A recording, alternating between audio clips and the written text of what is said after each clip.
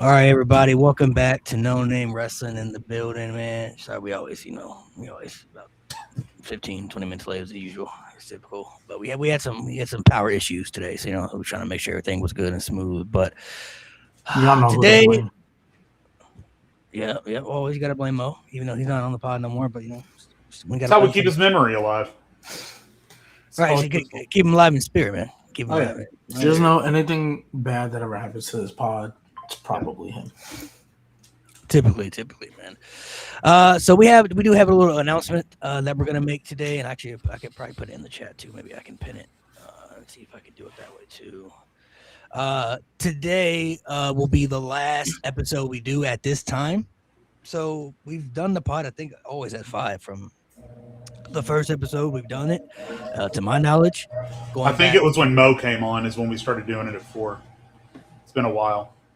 We were at like 2 before, I think. okay, possibly. I don't remember what time we started. That's how many episodes we didn't do. It was different when we were on PC. I know maybe it could have been different on PC. Could have been the same, but we're gonna be starting at 3 p.m. Eastern time zone now, so it'll be 2 Pacific. If you're in the West Coast, 2 a little Central, earlier 2 than Central. 12. But we will put it in the chat. I'll actually put it in the chat too and pin it so you guys know. But same day, it'll still be on Sundays. But it'll be a little bit earlier now. Just kind of be a little bit more flexible to help everybody scheduling a little bit better. That way, people can be on the pod for the whole episodes, and we got a little bit more time throughout the day to kind of do stuff later in the day, because starting at 5, ending typically a little later in the day is kind of a little it's a little iffy for certain people. So time will be changed for the podcast. Same day though, same, everybody's still here. So just kind of want to let you guys know that. Let me see, I'll actually put it in the chat real quick before we start. GW Bryce, appreciate you, man. Thank you. Appreciate you. Yes, 1K. Go subscribe to the No Name channel. You already know what time it is. If you haven't subscribed at this point, I don't know what you're waiting on. Go subscribe, like, comment, share with your friends. I know you got a bunch of people y'all be sending TikToks to. Send them to No Name Pod. Tell them to subscribe, man. Yeah, subscribe or we'll bring Mo back. Oof. It's a Oof. It's a joke. It's a joke. Oh my gosh. All right, Shout out Mo, man. Shout out Mo. Shout out Mo Bamba. All right, there we go. I put it in the chat. I should have it pinned as well. We do have a guest that you all want to see brought back. He was on the pod a couple months ago, and everybody asked for him to come back and everything. So I'll let him introduce himself again real quick. Make sure you plug in your stuff to everybody, what you got going on if you want, and then we'll get started with what we're going to talk about today. Got you. What's up, everybody? My name is Nick, aka The Wrestling Truth. If you didn't know, you can just call me Truth. If you want to find me on any other platform, it's just at Wrestling Truth everywhere except Instagram, because they got me right now. So it's at Wrestling Truth 2 there. So everywhere else, just Wrestling Truth. And until then, that's where we ride. I'm hyped to be here, though. Let's do it. Finally able to make it happen. And scheduling was we tried to get you back on for a minute, man. So scheduling was just going crazy and everything. But make sure you guys check out all his stuff. You don't have your own podcast, do you? You don't have your own podcast stuff? I'm in the process of working on it, but nothing really crazy right now. If you want to check it out, it'd be where we typically post long formats, which is Charger Fell, YouTube. Got you. All right, so hold on real quick. Tony H wants to know if Durag Jade. What happened? Why would Durag Jade come out? I'm actually happy because Baron Corbin came back. Which I'm. Oh yeah, I did see that. I haven't watched SmackDown, but I am happy about that. I think he's talking about CM Punk, I would assume. Listen, CM Punk isn't even worth the Durag anymore. He's here. I understand. You didn't have Durag in a minute, man. Where's Durag been?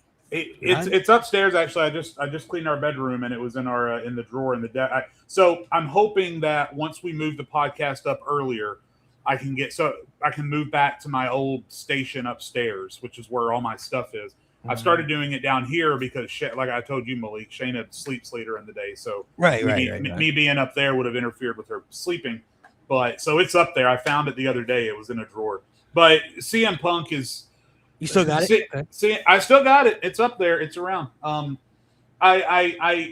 We all knew that Sammy was going to get the Here and They Say Your Damn title reign. I mean, we knew it was going to end in a month. It's 9 days is a little wild. 9 days is a little wild. I'm not gonna front. 9 days is a little wild, but we all knew it was coming. We all knew it was coming off them sooner or later. I even said in the chat, I just had a feeling. I just had a gut feeling once Cody went down at the start of the show. if CM Punk comes back and takes us, I did throw up all over my screen, but it's cleaned up now. Well, my whole thing was like, one, I was like, okay, cool, shock factor, whatever. This naysayer, right, is not main eventing SummerSlam. So I seen a lot of people upset that Sammy got this type of raid. And for me, I feel like we've been watching wrestling long enough. Yeah. And even if you just got here when Triple H took over, right? Let's just say you don't know what it was like before, but you just got here when Triple H took over. John Cena beat Cody Rhodes for that title, held it for 3 months. Drew McIntyre beat Cody Rhodes for that title, held it for a month. Did we not think anything different? Like, to me, now granted, did I think Cody was going to get it back? Yes. But I've done a really good job this year staying off of Twitter because I just don't like to get spoiled on stuff. On my schedule, it gets way too busy. So I even mute y'all a lot because if something crazy happens, I'm like, oof, y'all are going to spoil me. But once I opened up Raw and it was like, oh, we're in Chicago. And then Cody went down at the start. I was like, duh. I mean, you know what I mean? I thought CM Punk was gonna come out at the end. I was like, well, Cody's clearly winning because CM Punk's gonna come out. We're gonna set up the main event. I really feel like SummerSlam's main events are what they wanted WrestleMania's main events to be. Yeah. But people kept getting hurt, so they were like, all right, cool, let's just do it at SummerSlam. But you know something else, G? I think as soon as I saw that they were doing this match, and then they've already announced they were doing, Roman and Seth at SummerSlam. Me and Malik talked last week about how WWE isn't going to be able to do what they want to do or what the fans want to do. They're going to have to do what Saudi Arabia wants to do. I wholeheartedly think, completely up front, this SummerSlam is the North American WrestleMania. 100%. I wholeheartedly think they are giving what they're giving us at SummerSlam. Brock and Oba, Roman and Seth, Cody and Punk. Who knows what else they're going to announce before SummerSlam. Mm-hmm. I wholeheartedly think they are trying to give us this biggest SummerSlam in, 10 years? Because they know we are not going to get the WrestleMania that we want as the regular viewers of wrestling. They have to give Saudi Arabia the WrestleMania they want. And it works out well for them because they get to show everybody that, here, look, WrestleMania isn't the only biggest event of the year. Right. Here's another 2-night show that we're going to give you these dream matches or dream rematches of, Punk and Cody, and then we're going to get Rollins and Roman. I'm sure there's going to be great women's matches as well. They'll give us everything that you would see at a WrestleMania. People will end the year saying, wow, SummerSlam was actually better than WrestleMania this year. And then you'll end up going into next year, and now SummerSlam kind of can hold that little bit more of weight that WWE is just begging to happen. And especially with TKO in charge, you could legitimately end up with multiple WrestleManias in the next 3 years being at Saudi Arabia. So WWE needs that number two event that they could kind of book the way they want it to. Yeah, and as you said, Jay, when we talked about it last week, as I was watching stuff happen throughout the week, I was like, man, we really are probably going to get what y'all was talking about at WrestleMania. And it's crazy because y'all remember Minneapolis was supposed to get a WrestleMania, and they pulled it. And they pulled it. And they were like, we'll give you SummerSlam instead. Yeah. And it's starting to look like a blessing in disguise. Because there was a show they did in Minneapolis before this. I don't remember what it was. But I remember sitting there, I was like, see, this is why y'all didn't get a WrestleMania. Look at this crowd. That was horrible. But now you got three main events. But, somebody got to take the opening slot, which will probably Cody and Punk. Because I don't see a world Oba and Roman don't end both nights. So Cody and Punk will probably take a night 2 opening slot. And they'll probably give Liv and Io, or if Becky, I don't even know if Becky's been on TV, but if Becky has a match, they'll put her in the opening slot, whatever the case. It's just, I'm more so like, I don't know why we didn't see the Sami Zayn aspect of it coming. Like, that was Jay, you even said, he came out on the press conference. He was like, I don't care if it's only for a week. I don't care if it's only for... He knew. Yeah, and I think everybody knew. I think this was more so that people would be like, ooh, I should start, as Malik said, ooh, I should start tuning into these B-level shows. Yeah. I should start caring about them a little more.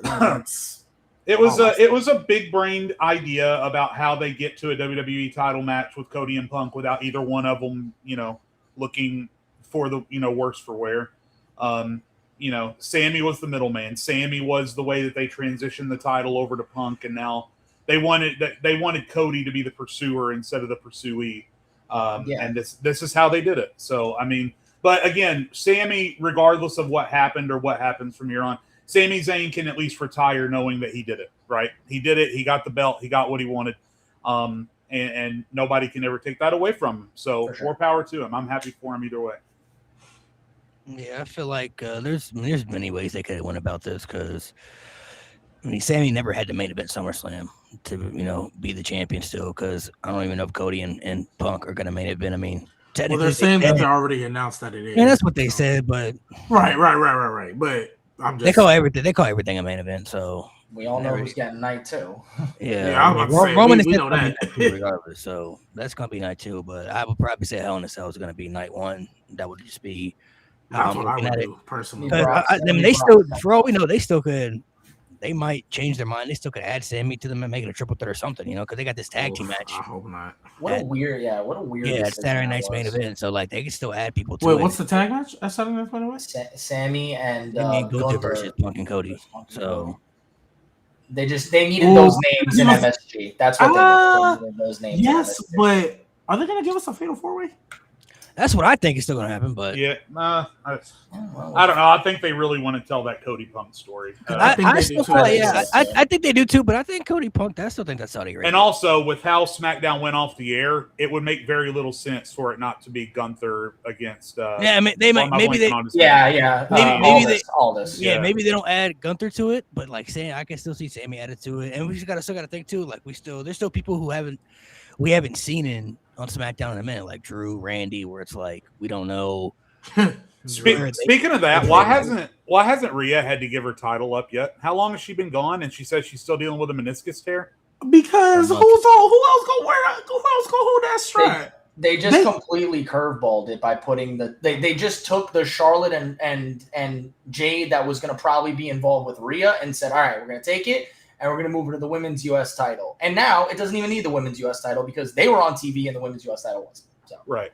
But I don't know. When they usually strip champions, obviously Naomi got pregnant. That was a different story. But usually when people get hurt and they strip champions, they have a champion ready in the weight. Who else might not go hold that strap? Anybody. You got a whole roster. They could have given it to Charlotte or Jade and let them feud. To Jade? You want to matter who the champions are? No, put it on the line between Charlotte and Jade and let Charlotte win. Put it on Charlotte. You got a whole roster. Pick somebody. I'm not gonna lie. Now, granted, it's their fault they're in this position. Let me just be clear. It doesn't. But it doesn't matter who the champions are. For being honest, though, that's the problem. But that's a problem. Yeah. That's literally the problem that they put themselves in because they don't know how to book a consistent women's roster. Yeah. The simple solution is granted, you just had Queen of the Ring, so I get it. But I would have, if Rhea really gonna be out for this long, I would have been had a tournament. Yeah, I would have been had it. But they honestly are probably just with the 2-hour SmackDown and their atrocious booking decisions for SmackDown.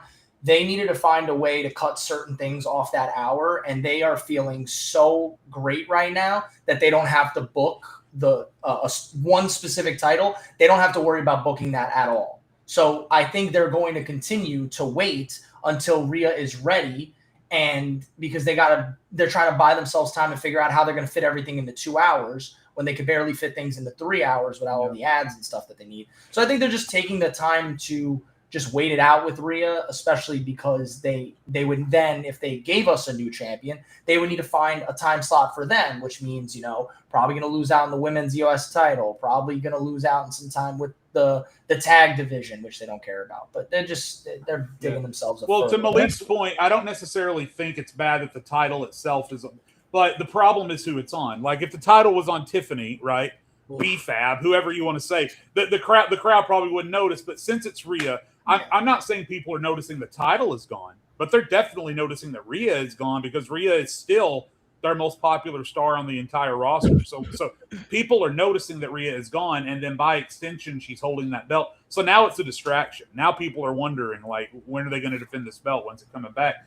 It feels more legit when the title is there. And listen, if you want to throw it on Charlotte, bring Rhea back in a month and have Rhea win it right back, fine. But I don't know. I feel like you have to be consistent with these kinds of things. And if the person holding that belt, who you're saying is the most important champion on the roster, to not be there, I feel like you need to get it back on TV one way or the other, especially when it's on somebody who everyone notices isn't there. It just feels weird. Especially when a show like SummerSlam is about to. Right, yeah.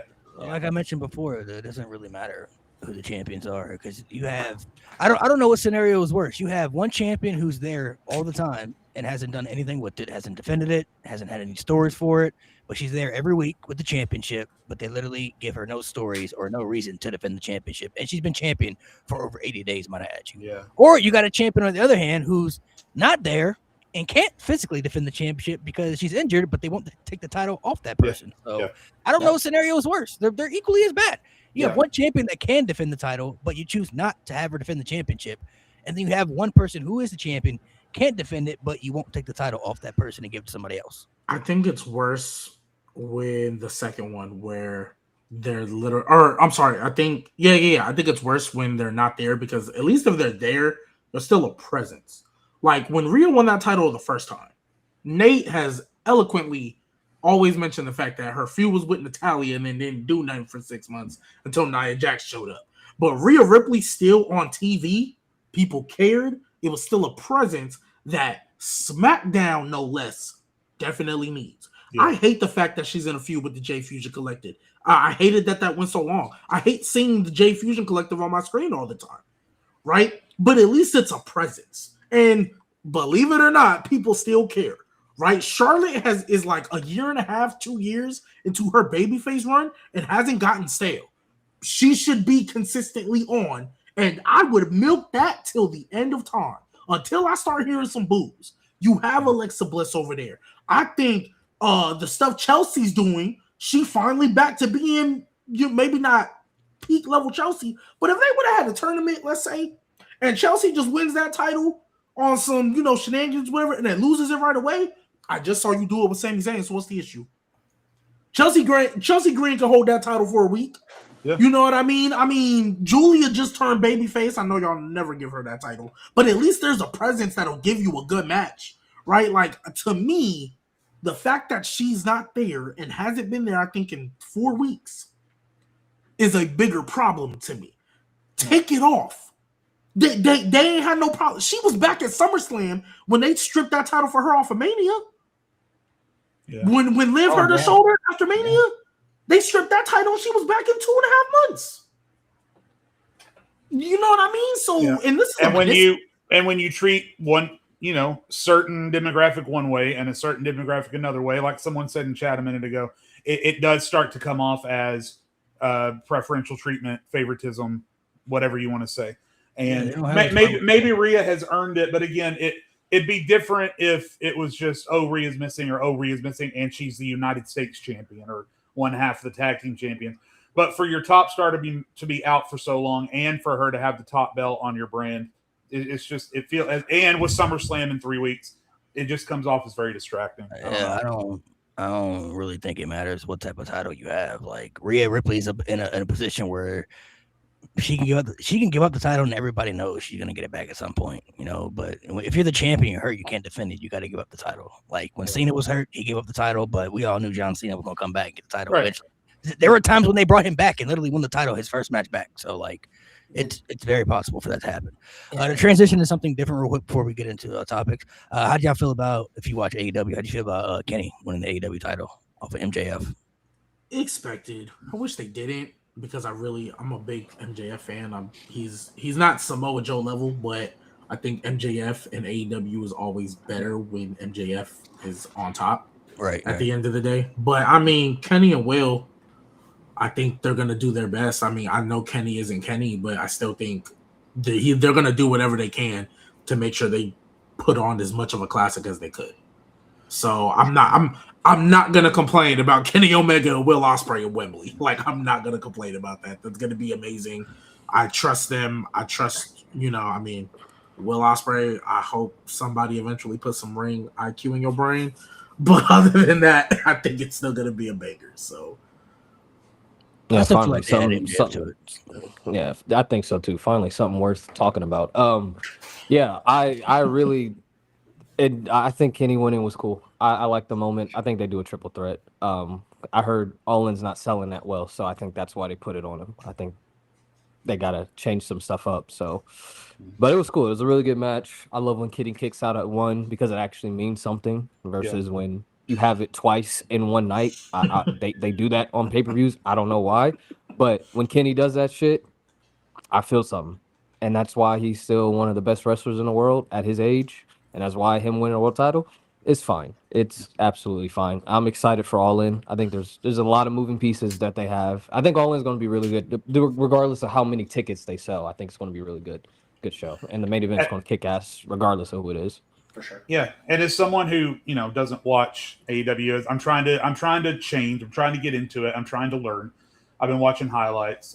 For one, I mean, the first thing, throw everything booking related out the window and just say for Kenny Omega to be a man who literally almost died, and to make the comeback that he's made and to be back on top. Everyone loves Kenny Omega. Everyone loves Kenny Omega. Everyone loves to see Kenny on top. So no issue there. Obviously, Kenny and Ospreay is going to be a banger. That's a foregone conclusion. My only question is, again, as someone who has sparsely kept up with AEW over the past few years and is trying to get myself in a position where I can follow it a little bit more closely. Over these last few months, one question that I do have is, if MJF is looked at internally as your top guy, and if he's the most valued commodity that you have, you spend every waking moment fearing that the first opportunity he gets, WWE is going to snatch him away. Why do they keep putting MJF in these positions where he's just hot potatoing the title all the time? I don't understand the booking. I mean, and maybe someone can explain it. I'm legitimately asking because I'm not as familiar with AEW's booking it, but you would never see somebody like Roman Reigns hot potatoing a title the way that MJF does, right? So I guess. So G, if you're my student in class, I'm calling on you. I mean, you tell me. So I feel you on that, but I think because he already had his long reign and he had his like record-breaking, like top 3 AEW story, AEW reign, because he's already had that, I don't like the way he's hot potatoing it. Like, I don't believe Darby Allin should ever squash MJF. Agreed. But if he would have lost a 20-minute competitive match to Darby Allin, wouldn't have tripped. You know what I mean? So I think it's more an issue of the way he's hot potato. But he's already had his reign. So I feel like now he's kind of in that Cena, like, yeah, I'm going to get the title back, but I'm going to lose it. Yeah. And then he might have like one more like long reign, but like, for example, I don't see a world Swerve's not going to get it back eventually. Like, Samoa Joe was a 2-time AEW champion. There's no way you're not telling me a Swerve isn't going to get it again. I think Will Ospreay is winning this match. So, like, I think Will is about to have his long reign.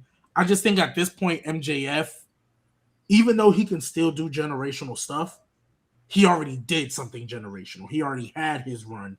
So now he's just... he's like a catalyst, or he's like the selling point. Like, okay, we want this guy to have this next moment. MJF is going to be the guy we use. Oh, and if he wouldn't have had that first run, I feel you a lot. But he already had it. He 365, right? He had like a whole year and some change. He had To your Yeah. point, this will be my final word on it. But to your point, maybe his aura is shatterproof, right? Based on everything he's got going for him. But I'll tell you what, something like what happened with Darby Allin, sure as shit better not happen again. That can't happen again. No, that was stupid. I mean, Cena hot potatoed the title a lot. There was a time he won the title and lost it in the same night. So MJF's that guy. He'll be fine. I don't like the Darby one. The Darby one's inexcusable. It shouldn't have been squashed. But the Kenny one's fine. Losing to Kenny Omega in a 20-minute match. Yeah. No, I watched that it's not match. a I big went. deal. I purposely went and looked it up because I was like, if there's anything that's gonna give me the strength to lean away from the things that I hate about AEW and really give it a chance, I knew that a Kenny MJF main event match was going to do it, and it absolutely. I mean that match was crazy. I still think as far as match of the year so far from what I've seen, because again, a lot of AEW stuff I haven't seen. Match of the year that I've seen so far is still Mask versus Mask, but yeah, so far that's definitely a solid number 2 for me across both companies. Solid 2. Yeah, it was pretty good.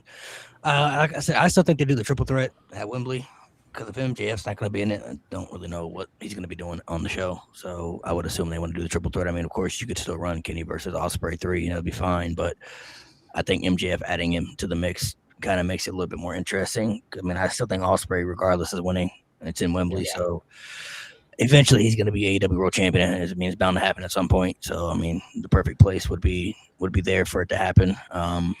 Kenny getting the reign, I guess, was kind of just a little bit of a switch. I think AEW is trying to present themselves obviously a little bit more different than WWE, where their champions wrestle a lot more and you get more title switches on like you know your TV shows opposed to like your pay-per-views and stuff like that. So it gives you a different feel of, hey, you got to watch our weekly shows because you never know what can kind of happen type stuff. They've been doing that a lot lately, which is kind of what I mentioned last week. What needs to happen more within like WWE with like Sammy winning and shit like that. Like those are like factors of like you need in wrestling where it's like.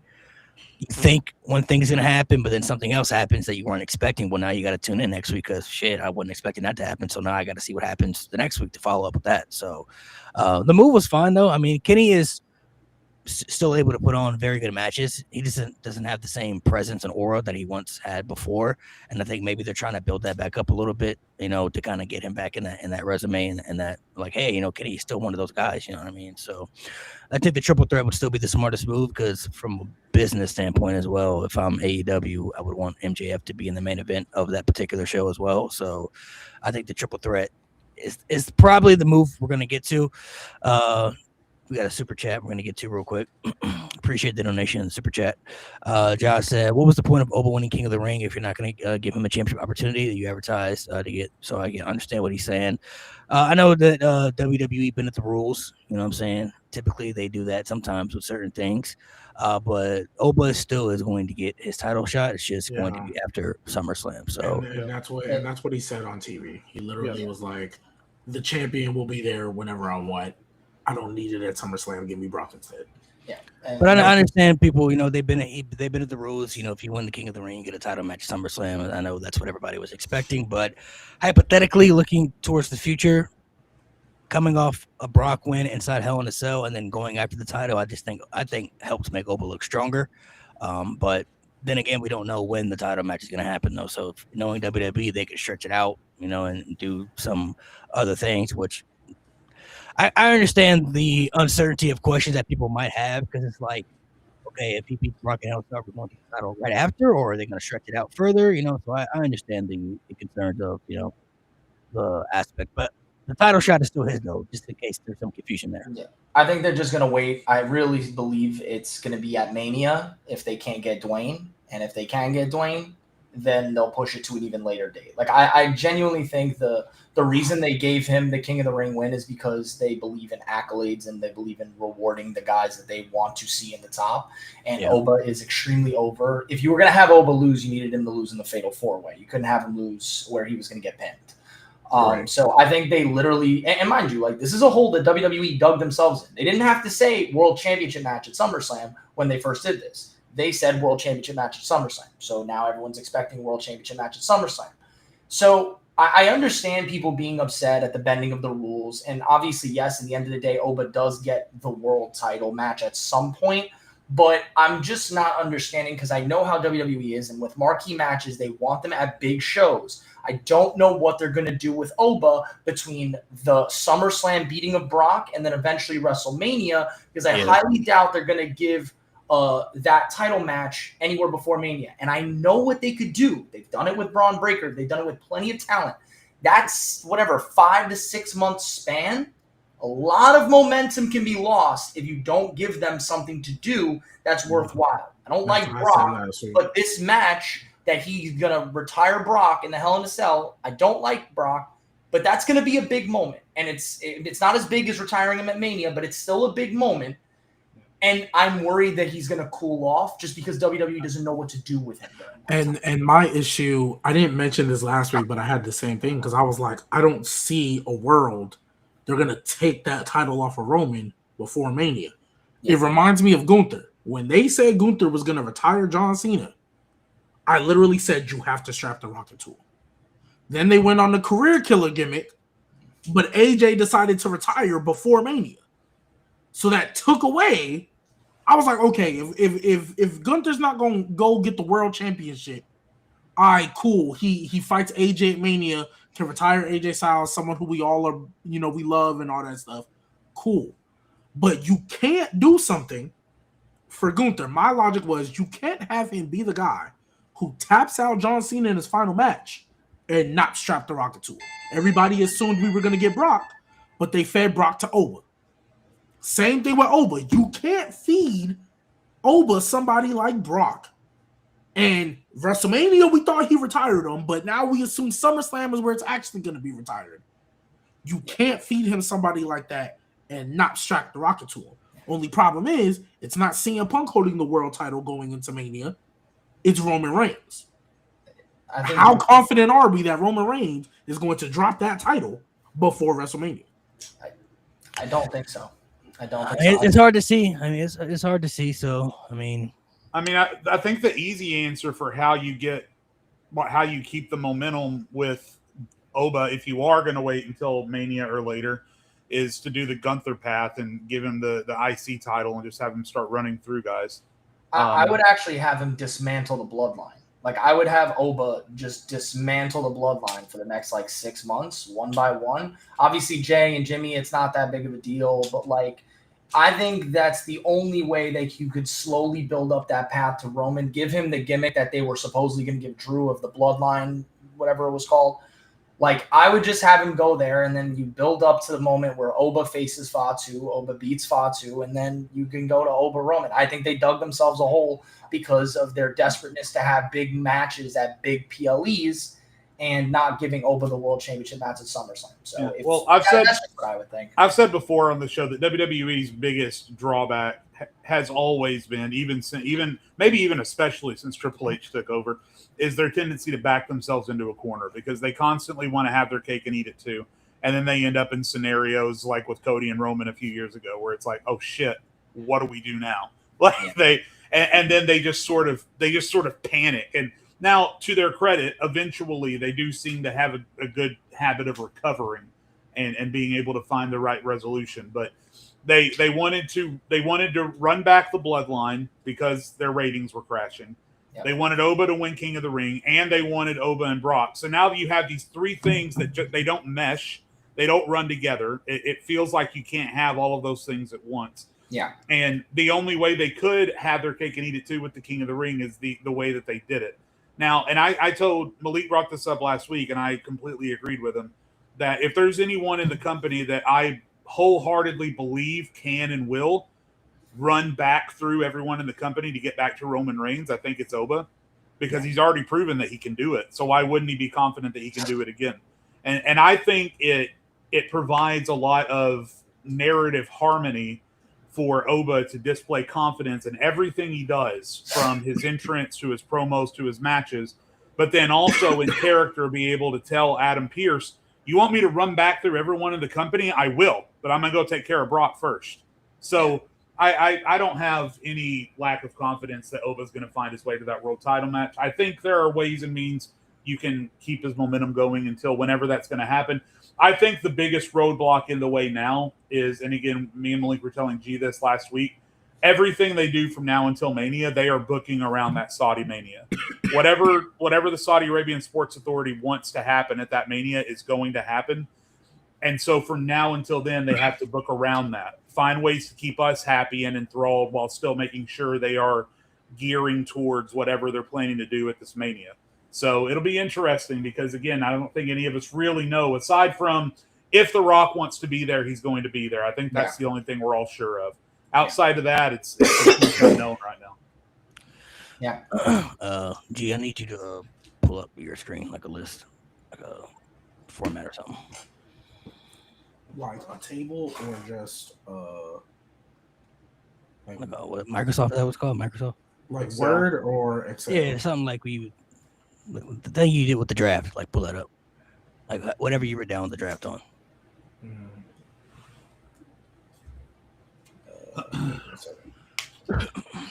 Truth, before we can, let me ask you, since you're the guest, who are some people that you like watching right now in wrestling? Some of your favorites. So I recently just started getting into AEW a lot more, and I can't lie, Ospreay just catches my eye. I've watched him before, I've seen highlights, I've seen matches, but to actually sit here and watch him weekly, he's been extremely fun. And I mean, it's just a breath of fresh air, you don't often see the top 10. I mean, when you watch WWE, dude, like we could count on our hands the last time in the last 5 years how many times Roman Reigns has wrestled on regular television. Guys like Ospreay wrestles so frequently, it's awesome to see. But I don't know. It's interesting because I'm loving Oba. Oba's, I know he could do more because we've seen him do more. WWE just doesn't want him to do more right now.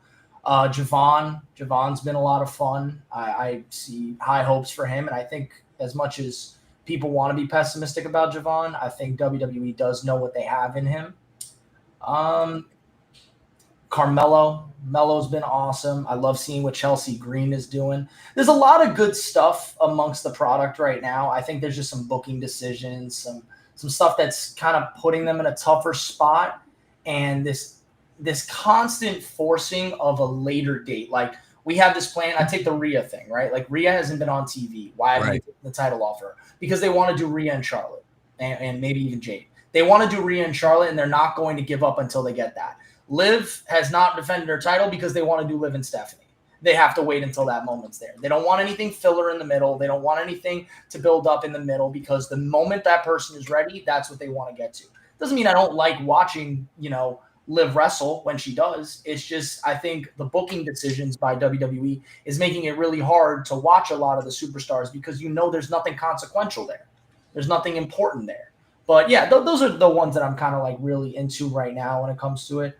I'm sure there's going to be plenty more that I'm going to be excited more towards Mania time, but right now, yeah, those are the bulk. How do you want me to set this up? Just set it up like it's a top 5 thing. So just put. So everybody's going to put a top 5. Yeah, I'll explain it when you put it. You can just pull it up regularly if you want. That's fine. Yeah, Noah. We were talking about that too. Unfortunately, the move to Netflix has not been nearly as gratifying as I think we all thought it was going to be. You already share your screen? I think we had high expectations that have if been severely let down since they moved over. I see it. Yeah, that works. That's fine. Oh, nice. I mean, obviously, it's not a draft. This is just an old template. But if you want to set it up, I was thinking like just set it up like where it's just like a white screen, like a white background, like it's just all white. Oh, so not this. All right, let me stop. Yeah, like it's just a white background. I'll let you fix it real quick. All right, cool. Let's see.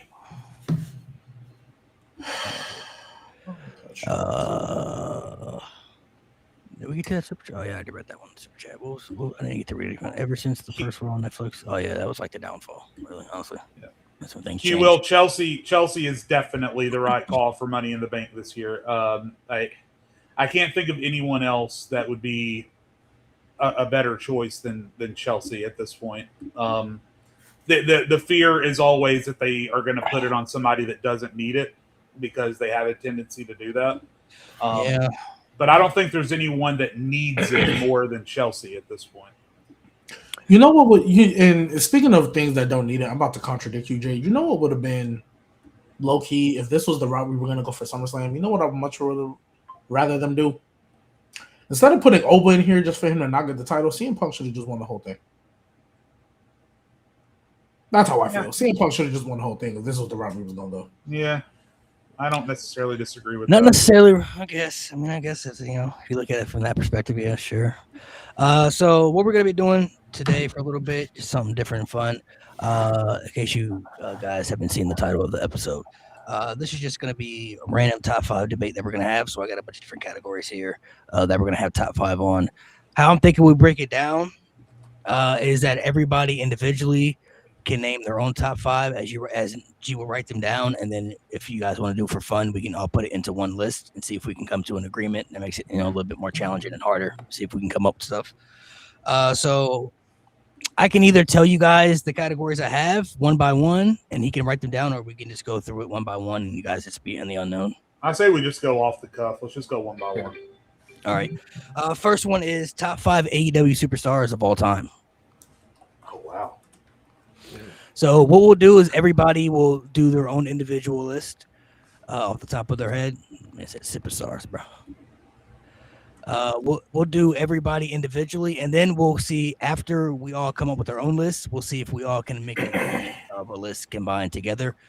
Dude, you better change that shit. Change that bullshit. Oh, They ain't superstars. They fucking wrestlers, bro. I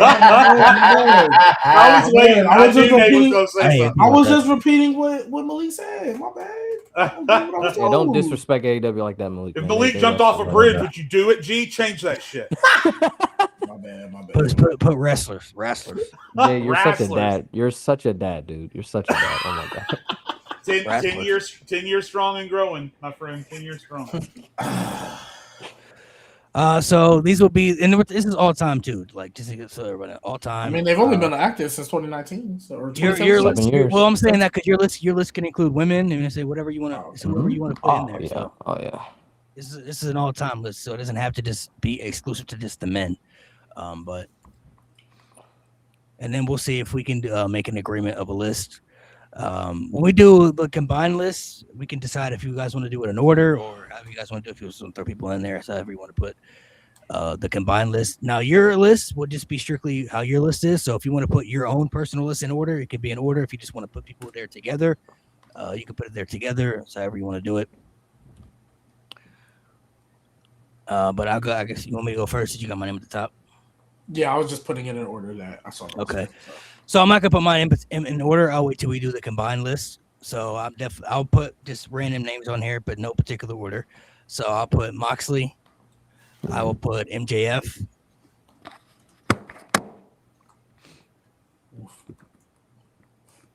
Mox and JF. Yep. I'm gonna throw Hangman in there.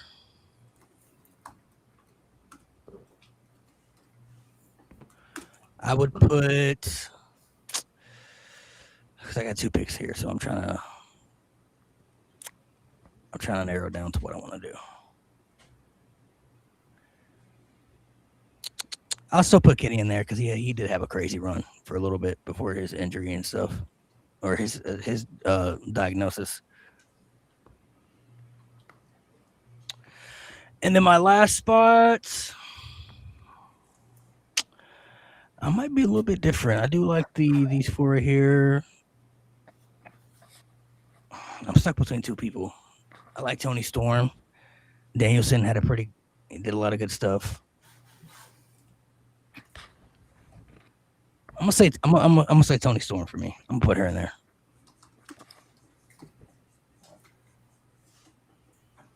That'll be mine.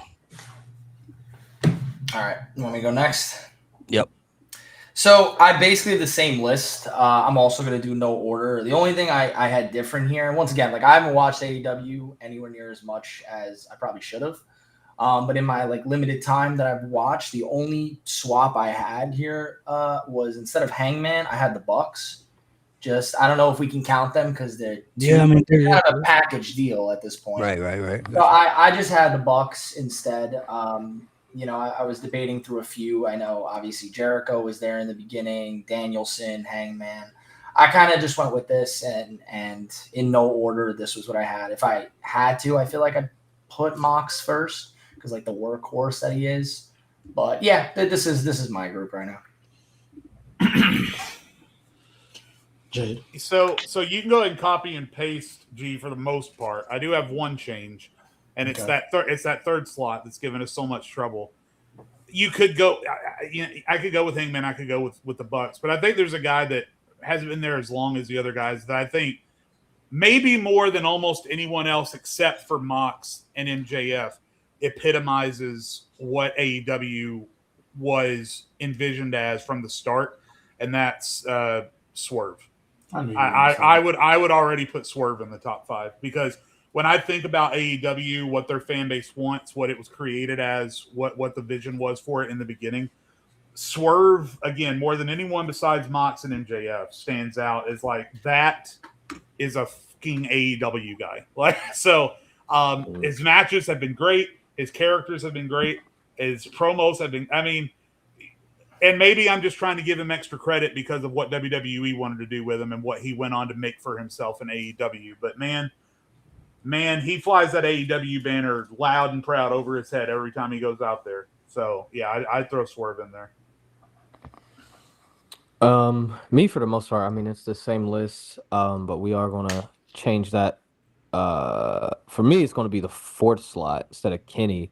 I'm gonna put Danielson, just to be different. Everyone has the freaking same list. I'll stand out and be different. I mean, there's a list of like 10 people you could put and it not be wrong. So Right. Actually, Nate, I'm actually gonna do the exact same thing as you. Not list wise, but just to be different. So I'm actually glad that most people put Toni Storm. I think she deserves it. Kenny, obviously, we know that wrong. Hangman as well. MJF, no need to be said. I'm actually gonna take Mox off of this. What? Yeah, like I said, I'm gonna be different. I'm actually gonna take Mox. I'm actually gonna take Mox off of this. And when you hear why, you'll just kind of move on and understand. I'm gonna take Mox off. Bro, gonna put Britt Baker on there, bro. Oh my god. Hell no. Especially not that. I'm not gonna lie. She a COVID merchant too. If we keep it in the bud. There's one person I won't argue with. Let's see if it's the person you choose.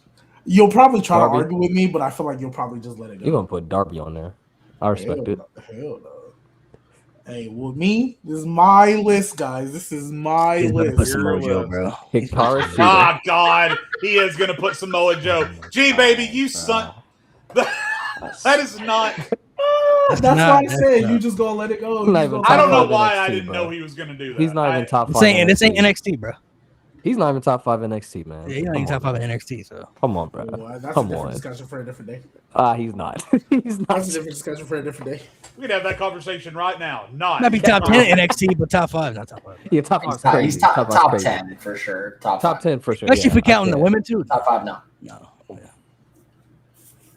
Yeah, I'm just being different Ew. because everybody Don't had say that everybody had the same list, so I'm just being different. All right, well, Don't You're say being that name, different. Rob. You're being the same you ever were. That's Jack the problem. Perry is crazy. All right, well, let's click down. Let's make a list together. So let's make All a right, cool, combined cool. list.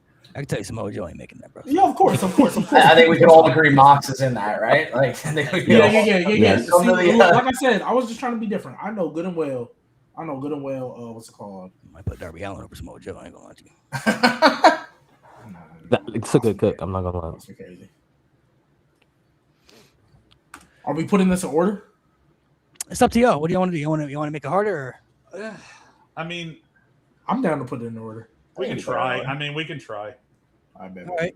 Who does everybody feel should be number one? Mox is number 1. I think Mox is number 1. Over MJF? Yeah, I I'd still put Mox number 1. No, I don't think y'all are doing this intentionally, but I feel like that's like you worked so hard, here you go. I don't think Mox should be over MJF. No, I just But it think kind of That's shook the fair. landscape when he came. yeah. I feel like MJF has I- surpassed that at this point. Pause. Y'all hear that? What the fuck? No. Okay. What? The reason I would put MJF number 1, Mox did change the landscape as far as he was like the first guy they brought in that was besides Jericho, but like once they started doing the free agency stuff, and the first person to make the jump from WWE to AEW was Mox, where it was people knew like, oh, we know who that guy is type stuff. But MJF would be one for me because he got better quality than everybody. He got the best stories, the best matches, the best title reign, Best character. the best character. He's like the best. He's the best superstar they've created from top to bottom.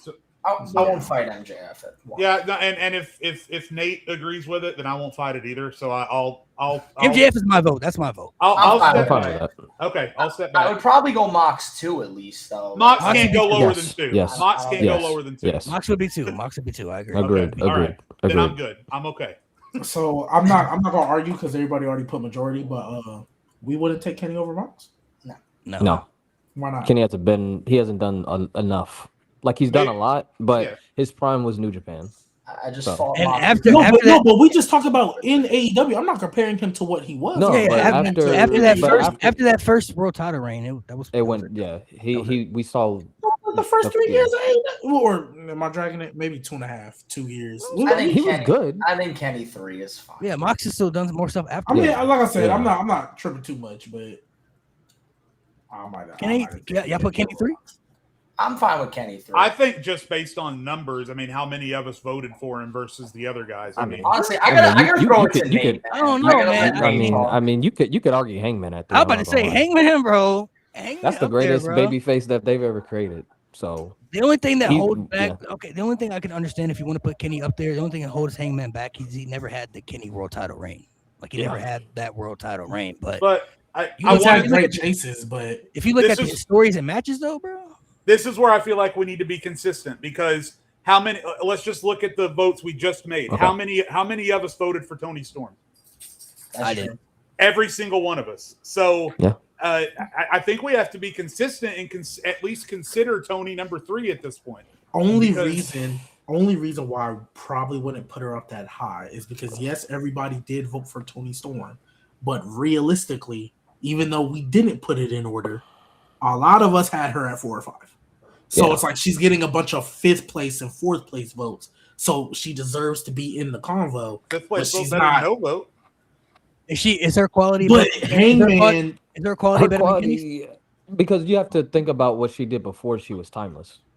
Yeah. You have to think about that, and it really wasn't all that great. Especially she was riding with Paige and Ruby. Ruby, Yeah, that yeah. shit I was I ass. forgot That she shit was ass. paid, yeah, Yeah. That she shit was wasn't. ass. She wasn't. The She wasn't Outcast. I'm That shit was Paige, ass. that's So she's 5. She's 5 respectively because of that. Okay, what about is Hangman's quality better than Kenny's?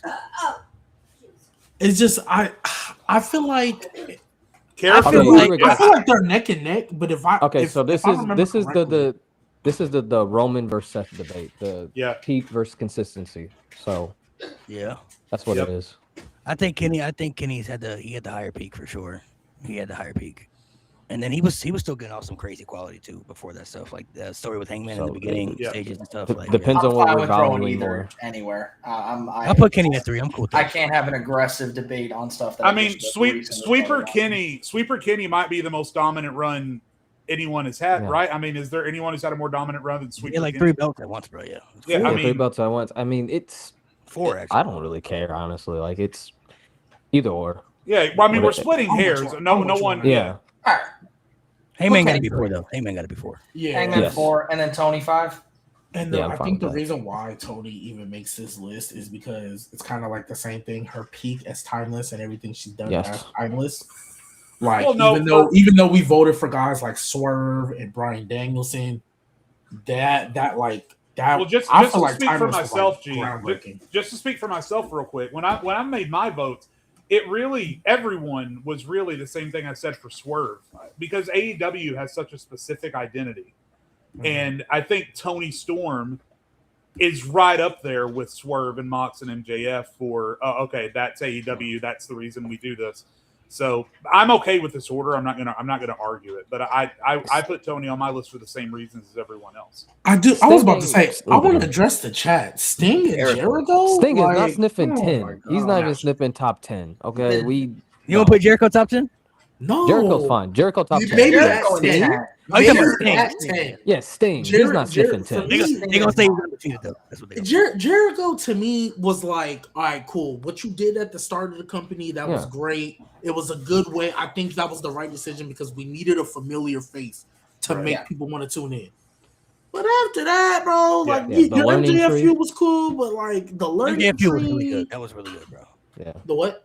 The MJF was really good. Yeah, it was. was But very it was good. like after that, and then it was like, Sammy, are you with me? Are you not with me? Yeah. That whole story was You trash. like the learning tree, bro? No, bro. The learning No, tree. bro. No. And then he was doing that whole "we're superstars," like yeah. trying to make fun. Like that was Yeah. just. All right. The learning tree is why I don't put Jericho in the top 5. I hated the learning Yeah. tree. No, Yeah, I'm just. shit I was was just trolling. I was just trolling. Shit was All right, ass. next one, we got some WWE and AEW stuff we're gonna mix in here. So this one is also just your personal preference things. This is how this next one is just basically strictly off of your criteria.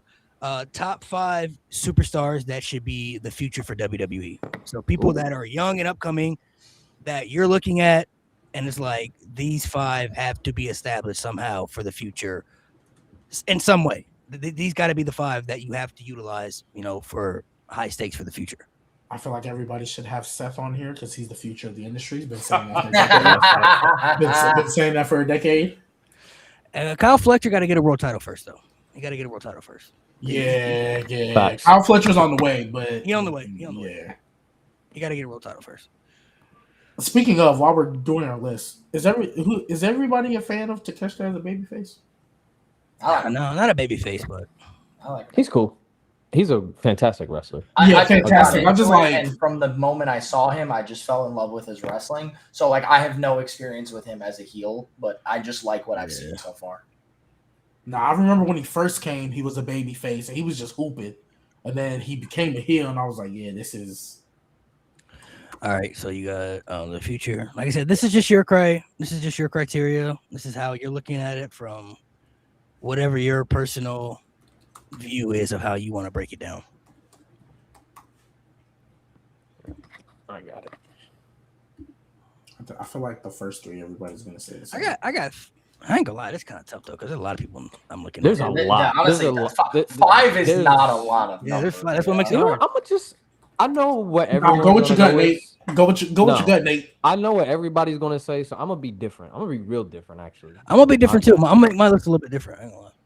Well, there's 3 that are unanimous for me. I can't change that, but Yeah, I was about to say I feel like most everybody's gonna have the same 3, but there's 2 that I'm. all right. So am I going first again? Yeah. So my first 3 are pretty easy. You got to have Oba. You got to have Braun. I still feel in there. And I would say Kendall Gray. Easy. Those would be my unanimous 3. And then next, I'm not going to let it be different. I'm putting Logan in there, bro. All right. Putting Logan in there. All right. We talking Malik future, just woke up and said, "You know what time it is? It's nasty time." That's what. Hey, we talking future. Hey, my Samoa Joe pick don't feel that bad. Right Listen, we talking future. We talking business wise too. I gotta put Logan in there. You gotta stay healthy first. Legitimately, that's my big concern with Logan. He been hurt one time, bro. Twice. He had the one against Roman, and then now the big one now.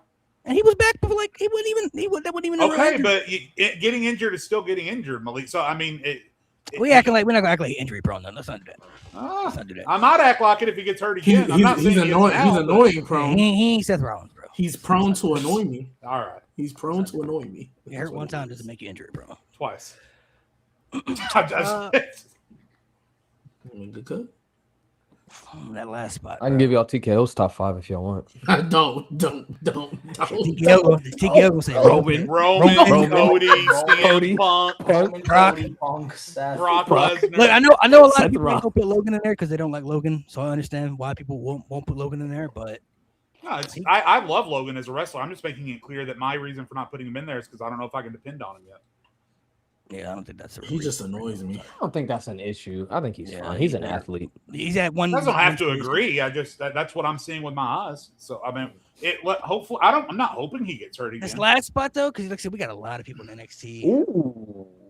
I just Yeah, thought of we have some people in NXT. There's a lot of people in NXT's, NXT. oh my god, NXT got a lot why'd you hand of it great to me? talent. They do. Nate, I'm telling you, man. I'm trying my best, bro. You don't get it, bro. I'm gonna say- I You don't get it, don't, bro. I don't get it. I'm trying though. My Nate. my I'm last trying. spot, I'm gonna say for my last spot. Roman Reigns, man. Just say it.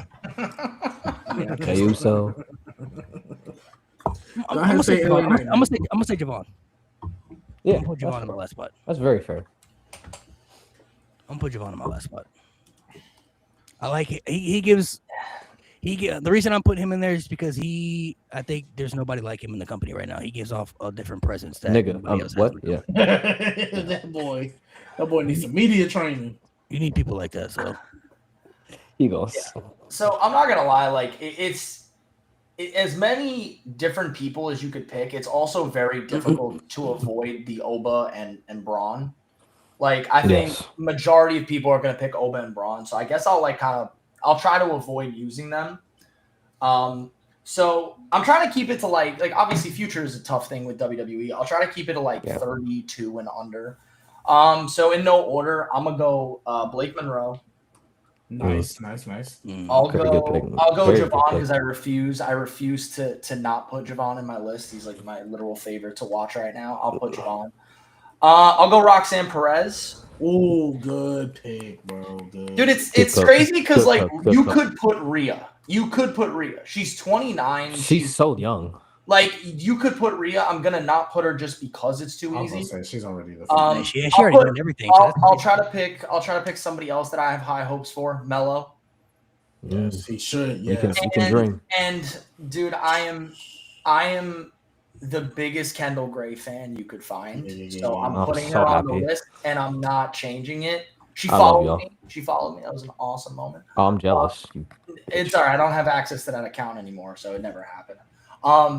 But yeah, Get a screenshot of that, bro, for the proof. I know I have it somewhere. But anyways, I think there's so many like, and Murray's not granted, a bad pick. the women's division when it comes to the future is always going to be, in my opinion, easier to book than the men's division because the men have a lot of legends in quotes that they're extremely difficult to let go of. Roman, Punk, Brock, Seth, Even well, Cody at this point. Cody, Like, same he's thing. up Like there. all these older guys, even Gunther, like a lot of them are old and they're taking up that main roster spot, which allows the men's mid card to be filled with all these young guys like Trick, another guy you could throw on this list.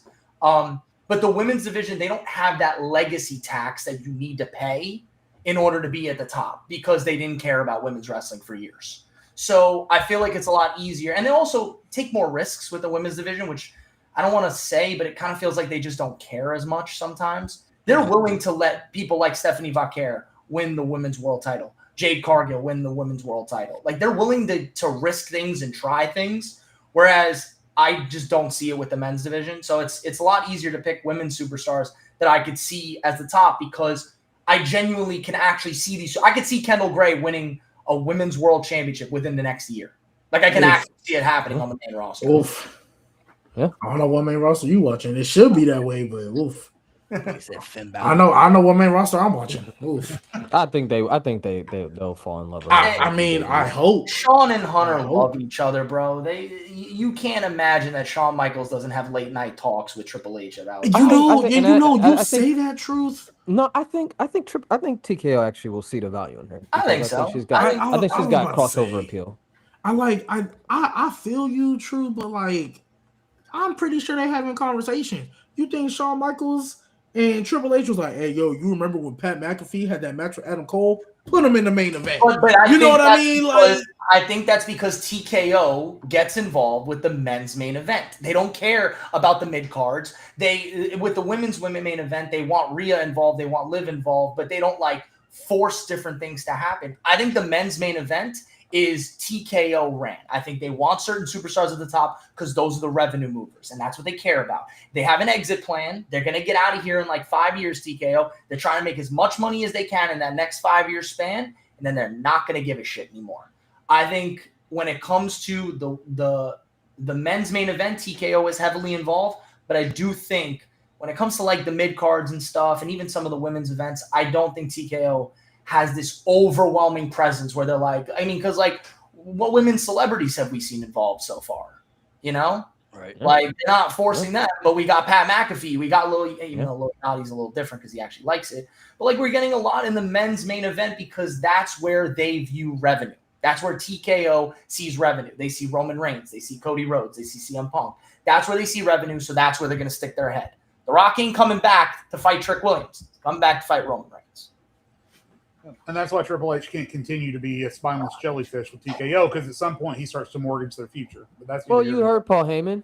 Triple H. H likes to please as many masters as possible. Yeah. He can jerk off multiple dicks at once. So Everyone that talks about When Triple Paul H Heyman say says that exact line. They say he knows how to please all the interested parties. It's so obvious that he has a lot of people to answer to. And that's not me giving him like a slack because You could still book a good product, and half the time he doesn't. But it is very obvious that Triple H is the guy they picked because he will listen. He's a good ass kisser. And He knows how to kiss ass. I mean, Did it with Vince McMahon for so many years. married the boss's daughter. Like, I'm not saying. I'm just saying. I'm not saying. I'm just saying. true. Who's next? Go ahead, Jade. Yeah. So mine is pretty easy. I don't really have to think about it that hard. So I do have Oba. I do have Braun. I do have Roxanne Perez over Kendall Gray, just based on the fact that she's just more proven so far. And then at the end, I have Trick and Dom. Though that's my 5, and I don't really have to think about it that hard. Solid.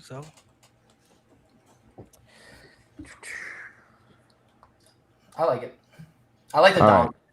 Yeah, the Dom one's a good call. Good call.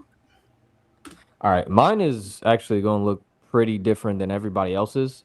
First name I have JC Jane. I think she is the perfect heel. I think her heel work is incredible. I don't ever see her ever being a babyface. I think she could be the best heel that they have. She's just a natural heel.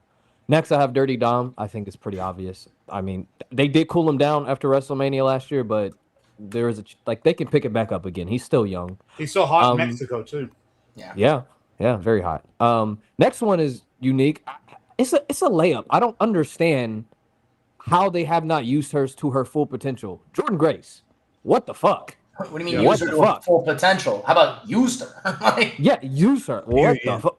She should be at least the Women's United States champion by now. I thought that was an easy layup. She wasn't even using NXT like that either, which is crazy. She really wasn't. she just never was the title holder, but she had I liked her Blake Monroe feud. I Yeah, thought she it had was some really good cool. stuff, but like, she never even snipped the title in NXT either, which was like, Yeah. She never did. Which they I think is called just her a given. You see her look. You see like she's an obvious could be the face of the women's division very easily. She's a fantastic wrestler, but I don't know. People are blind. Next up, Tristan Angels. I think again, perfect heel. The perfect heel. I like. Oh my God, he's so That's that pretty so boy, right? young. Yeah, so young. He's a pretty boy, but he's also like a pretty boy he can fight. Like, how is that not the perfect heel gimmick? Like, I'm gonna beat your ass and I'm gonna steal your girl. Like, what the fuck? Like, it's so perfect. And then lastly, I have Kendall Gray. I mean, we've already said it. I mean, just all around the perfect wrestler. I mean, there's really at her age, at her experience, there's really not a lot of flaws in her game when it comes to the in ring work. So And it feels like it genuinely, her promos feel like very emotional. And I actually they feel honest. They feel like they come from the heart. And with a baby face, that's really the only way to, but that's also the only way to get over. You got to feel like what you're saying is real. As a heel, it's easy. You just shit on the crowd and move on. As a baby face, you got to feel real and you got to feel like people understand you. And I'm sure when she gets to the main roster, there's going to be heavier challenges, but like, I have nothing but confidence that she will thrive on the main roster. Yeah. Hey, real quick, Nate, you know what's funny when you say, how can they be missing on Jordynne Grace? What's crazy is that WWE at some level sees it too, because when they wrote their story for like the what is it? In the video game where Jordynne Grace was the champion you had to overcome. They put Jordynne Grace in that position where they could have done it. So they literally wrote her as the dominant champion that everyone has to overcome in a storyline in a video game. So at some level, they see it. And it's crazy that they haven't seen it in real life. It's nuts to me. No, that's not that. Well, they also had nothing to do with the 2K. I was about to say I guess they. so, but they also made Samoa Joe in Overcoming Champion. Yeah. And he had one arm. Samoa Hey, y'all remember he Joe. had one arm? 2K20 had one arm, bro. I don't know. He had one arm? Bro, how did we get... Yeah, when Yes, 2K20 bro. was so bad, bro. I never played story mode. Was that the That's one the with only thing I Zombie played. Triple That's- H? Or was that earlier? God. That was Ooh, I Zombie. think that Triple. might have They had the been zombies in No, there. they Still, had him but, in 2020. Oh my God, that. Oh, but I never storyline played was so bad. 2K20 story mode, so I never played the story. Nah, mode. that game was Bro. It's like a drug. He had one arm. You- What? Yes, in the main event, you fought Samoa Joe and someone else in a mixed tag team match. Samoa Joe had one arm. I don't know why. Yeah. Oh my It was God. so bad. This I never freaking knew that. company. All right, so for me, I went different as well. as far as the future, but I'm doing nothing but women superstars because as much as I think there's talent down there in NXT in the men's side, Oba, Braun, and Javon and Trick as well are already the 4 guys on the main roster that I think are gonna get that thing. So I don't need to talk about that. So first up, obviously, I'm gonna just get her out the way. I'm gonna go Kendall Gray. Amazing. Second, Jada Parker. She to me is literally giving me Bianca Belair vibes. Like I don't think she's gonna win the title, and I think she's gonna win the title not too long after she gets up to the main roster. But that's what I feel. Maybe not as like gifted in ring, but I think she has the same presence. Also, I'm gonna get this out the way. Zarya. I have been on record saying I don't think Zarya should lose another match. I think she should do the Keith Lee route, destroy the whole North American title scene, and then win the main one and relinquish the other one. Zarya should not lose another match. Even though she just got there, obviously Sol Ruka. I think Sol Ruka and Zarya can be a Roman Reigns Seth level feud for the next decade. Go ahead, put Mason Rook on there, bro. I'm not putting that softball coach on here, bro. I'm sorry. And then finally, this is a little bit of a different one, but I really think Ren Sinclair can be. Ooh. I really think like Ren that, Sinclair has because I remember her obviously in the early days of like the QCC, and I was like, I don't know, but she's grown on me a lot. I think she's gotten much better. I think Ren Sinclair can be a really good player like that you wouldn't expect, and she's came a long way from when she started. I didn't want to do the obvious one. I always forget her name. Who's the other one in Fatal Attraction? Laney? Fallon Henley. Fallon. Not Fallon. I know Fallon. The Laney other Reed? Yeah, Laney Reed. I Reed. think also. I think Laney Reed. Reed can also That's be okay. like. She cool. She's just in this group right now, but I think Laney can be She's like. super young. Yeah, she can run her own group. Like she's the one who I'm expecting to like eventually turn or be on That's her good. own and That's all good. that. So I just wanted to give No, a she's shout out really to that. good. But Ren Sinclair, I think she especially like that little finish she do or like that little flip over submission. I don't know what it is, man. I think she's lucky over. All right, Larry, let's do the combined list, and then we'll move on to the next one. Are we putting this in order again, or? No, I this think one's we kind of hard to put. I together. think there's too many people. I think go for Yeah. just try to get your top 5. I think Oba, Braun, like Yeah, for sure. I think Oba so. Braun for sure. It might be easier to do men's and women's separate, but Everybody in agreement with Oba and Braun, Kendall Gray? Yes. I think Kendall Gray. Yes. Well, I think Obviously, that's yes. I'm gonna Everybody pick Kendall or Roxanne. It's a toss up for me. What these last two then? Last two are going to be interesting. What direction y'all want to go? Because we are very different. I think we all Yeah. went a different route. I Anybody like- looking for Trick? I like Javon, bro. That's just me. I was about to say, Yeah, I I low-key like like Javon. Javon. I like Trick Javon as for well. sure. I always give more credit to the baby faces that get over than the heels. Nothing against Yeah. heels, but like it's very difficult to get over as a baby face. And he's just so looking at young. everybody He's got else's so list. much potential.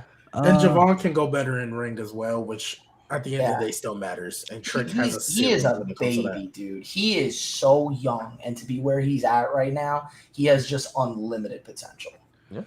Last spot. I mean, there's some interest. Some people had Dom in there. Some people had Roxanne. Looking at some of these names that are kind of familiar. There's a Trick in there too. I don't know Trick. how we feeling I, know, about said that. Trick.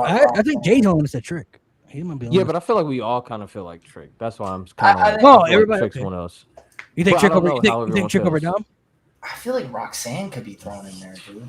I don't. Yeah, Trick over Dom. Like when I really sit back and think about it, I don't know. Based on here's That's a the thing. toss-up. Based on Dom's international appeal, I feel like Dom has That's a true. tiebreaker I go over Dom. Yeah. these I other go guys. Dom. Okay, so it's Dom's international appeal, but Trick has the crossover appeal too. Yeah. I think Trick has more Yeah, crossover Trick got the appeal. popularity, So, bro. Like, so it's like what you value more. You value. I think it's a wash in ring. I don't think either of them well, are yeah. changing. I the think world Dom's in a little ring. better. I think Dom's a little Yeah. better in ring. Yeah, But I do I think Trick think is a for sure. better heel, though. I think, like, if I'm being Yes. honest, this is not to diminish Dom because credit to where it's due, but I definitely think Dom's like heel work and promos sometimes get heavily dependent on the crowd booing him crowd. to oblivion. I could get that. I just Right. think Dom by the end of the year, I low-key think he's going to be Money in the Bank this year. Like, That's a good one, too. I could I mean, you know what? I'm fine with Trick. I think Trick is fine. He's got the presence, you know. Like listen, Trick's not bad in the ring, but he's definitely not known for his in-ring work. But it's just the fact that Mhm. everything else involving Trick is so So, good, I don't- promos, presence, entrance, that it kind of doesn't make you really care too much about the in-ring being. And the crossover too. He can do Yeah. So any everybody, talk is show. everybody agreement on Trick? Yeah, Y'all I think so. y'all want I'm Trick? fine with Trick. If All it was three my of the list, trio. I'd probably still go Dom, but I'm not going to argue. It's semantics at this Okay. point. Yeah. All right, What that's a cool. list. I would It's a have good either one is fine. I mean, you could do either. Yeah.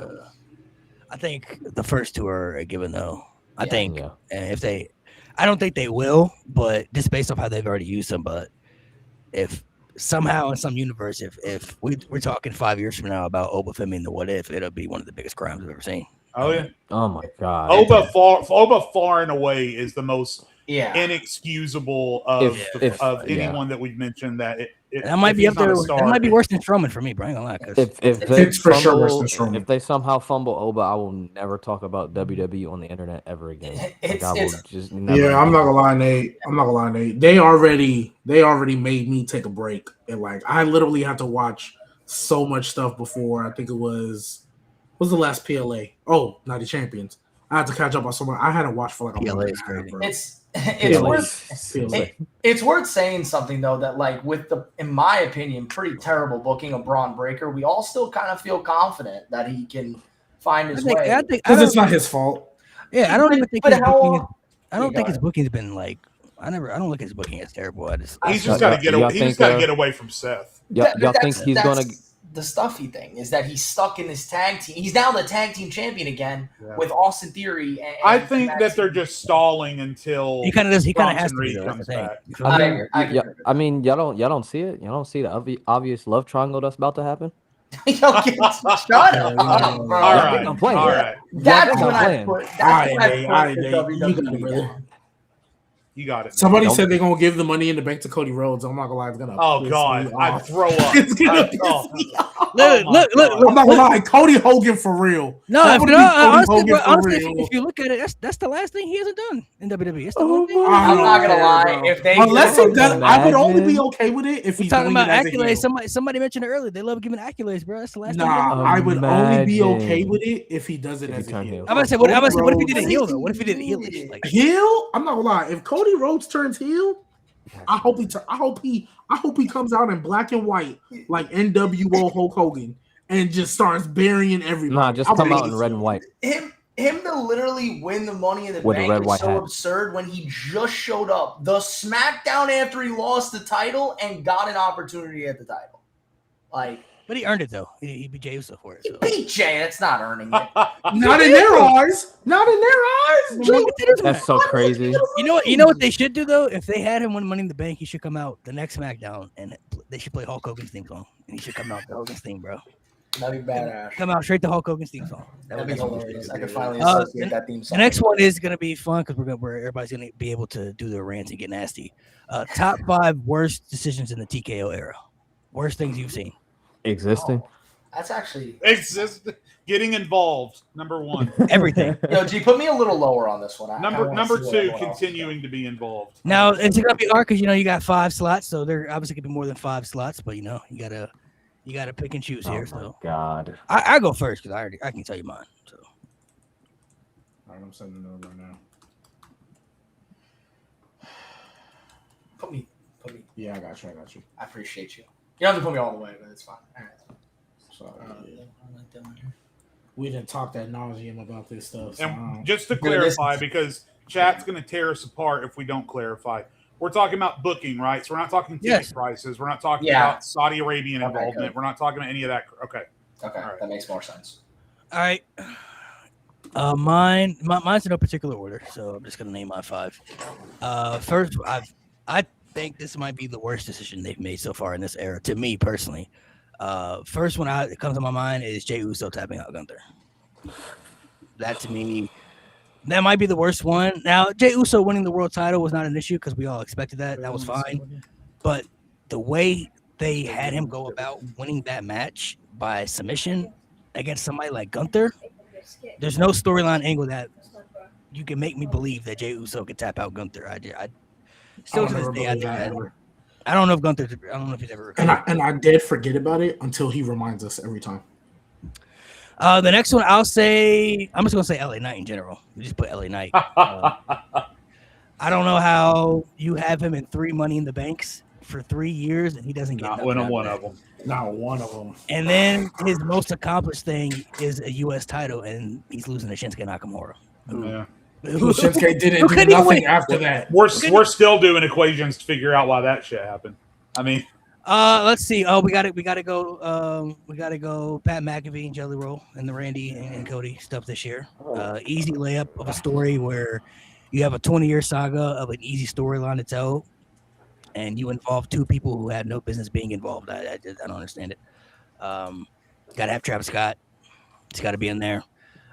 Even though that was kind of, I know some people might say like The Rock and stuff like that, but for the He simple should have never fact been of, there like, to begin with. yeah, Travis Scott, like what he was, if he wasn't, number one, if he wasn't going to commit to it, why was he there? But number 2, in general, why was he even like, why was he there? You know, like, My bigger issue was why is that's one of the phone calls Triple H decided to make. yeah, I don't know that one. In that convoluted scheme of, hey, let's turn John Cena heel. Why is Travis Scott one of the phone calls you made? And last one, I'm gonna say this: the Cena turning heel. Yeah. There's nothing you're gonna convince me that they were gonna be able to make that work. Turning John Cena heel during his retirement tour was never gonna work in any aspect because nobody was gonna hate John Cena during his last run. Doesn't matter who he fought, doesn't matter who he faced.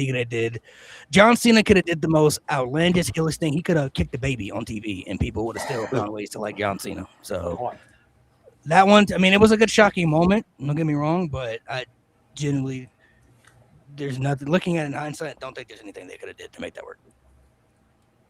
yeah. Now, good grief, what a mess. What a mess this whole. Where do we start? And mind you, Right. just to be more specific for the chat, this is during the TKO era, you know. So and we know Triple H took over like middle 2022, but TKO didn't really come around until like 2020, middle 2023, early like 2024. So When Vince came back after 39 and sold the company. I mean, Right. after 39 and sold the company. right. Yeah. Okay. Well, so my number one that I can think of off the top of my head is women's booking. Just overall and in general. I mean, I could name a top 5 just on the women's booking decisions they made since from the tag team titles to the divisions being so imbalanced between Raw and SmackDown, champions being hurt but not confiscating their titles, champions being healthy but not defending the titles. It's bringing back a part-time Hall of Fame tag team with women when your roster is stocked full of women who could do for having a belt around their waist, and you've got the tag team titles on Brie Bella and Paige, and they still don't show up on television. OMG, they are the tag champs, huh? I definitely. Yeah. The women's booking overall and in general, from top to bottom, left to right, has been atrocious under TKO. So bad. Yep. I mean, if you wanted, you could lump together celebrity involvement, but I guess I'll separate out because they are, for 2 entirely different reasons, the same 3 and 4 that Malik have there. McAfee and Jelly Roll's involvement in the WrestleMania main event this past year, Travis Scott's involvement in the main event the year before. The most frustrating thing about them is that they were wholly and completely unnecessary. The stories you were telling far and away supported the WrestleMania main event without any of those people being involved. What's crazy is that, I mean, I guess you could pick and choose, but I think they're equally as bad though if you look at it. 'Cause No, that's what I'm saying. One's 1A, 1B. That for their own individual reasons, each of them are as bad. I as the forgot. other. Now that I'm thinking about it, I forgot Randy had the stuff on the phone where he was talking to Alexa, and that's how Pat McAfee got involved. Yeah. It should have been Aleister Black. Oof. Yeah. Number 4, honestly, I was okay to see how it was going to go initially, but how it's played out so far, I'm going to go ahead and throw up there revisiting the Bloodline. I think that the Bloodline ran its Putting that in there already? Okay. I'm already Yes. ready to put it up there Yes. because honestly, even as poor as the quality is, just dipping back into that bloodline pool shows a complete lack of trust and confidence in the stories that you're telling and the people that you have on your roster, to feel like you need to get back to a point where the entirety of a 3-hour show and half of a 2-hour show are all taken up by bloodline stuff. There's a number of reasons why I don't like it. And then 5, again, I'm not going to say the actual moment of the heel turn, but at the very least, the follow-up execution to the John Cena heel turn is maybe one of the worst things I've ever seen in my entire life. The moment was iconic, and even with The Rock's involvement, I think it was well played out. Obviously, the crowd's reaction speaks for itself. But with a few exceptional, really, in my opinion, the only exception being the feud with Punk, because there were a lot of memorable moments in the Punk feud. There was just so much they could have done better with Cena in his final run than the shit that they did with the heel turn. As iconic as the moment was, the follow-up just was so bad. So, yeah. That's got to be in my top 5. That's true. All right, Nate, floor's yours. Oh boy. Oh man. All right. Sitting on TKO, my favorite thing to do. All right. Number 1, WrestleMania 41 and 42 as a whole. 2 of the worst back-to-back WrestleManias I've ever seen in my lifetime. What the fuck were we doing for WrestleMania 41? They say the Renaissance era ended when Travis Scott showed up. No, it ended when Gunther tapped out the fucking Jey Uso. What the fuck was that? And then the rest of the show was a regular episode of Raw or SmackDown until Roman Reigns, Seth Rollins, and CM Punk saved the whole show. WrestleMania 42, night 1. The worst night of WrestleMania I've seen since WrestleMania 27. Shit was ass. Terrible. One good match. Of course, it involved Gunther. Of course, the fucking best part of WWE. But the rest of that show, ass. Night 2, pretty solid. What was the main event of night 1? Randy and Cody. Randy and Cody. Oh yeah, shit. Yeah. Damn. Yeah. Night 2. Damn. Yeah, That's a yeah, problem. yeah. So bad you forgot. Night 2, Damn. solid night 2, but yeah, What a kind big of. main event, It was though. kind of hard to miss with all the ads you were showing. When Hulk Hogan has more screen time than your women's wrestlers, Yeah. I think there's a problem. So number 2, we're just on number 1. Number 2, Rhea Ripley, overrated. No character, no character progression. Matches are great. Promos, same thing. Her character development has been terrible. And she's champion and injured. They haven't taken the title off her. What are we doing here? They've done her so dirty. They are not letting her explore at all. Just come out, say mommy's on top. Pop she gets, fantastic. Her character, trash. One of the she's worst been closed characters off since day WWE's one? has. What? She's been closed off since day 1. She's not Shut allowed up. to explore any connection.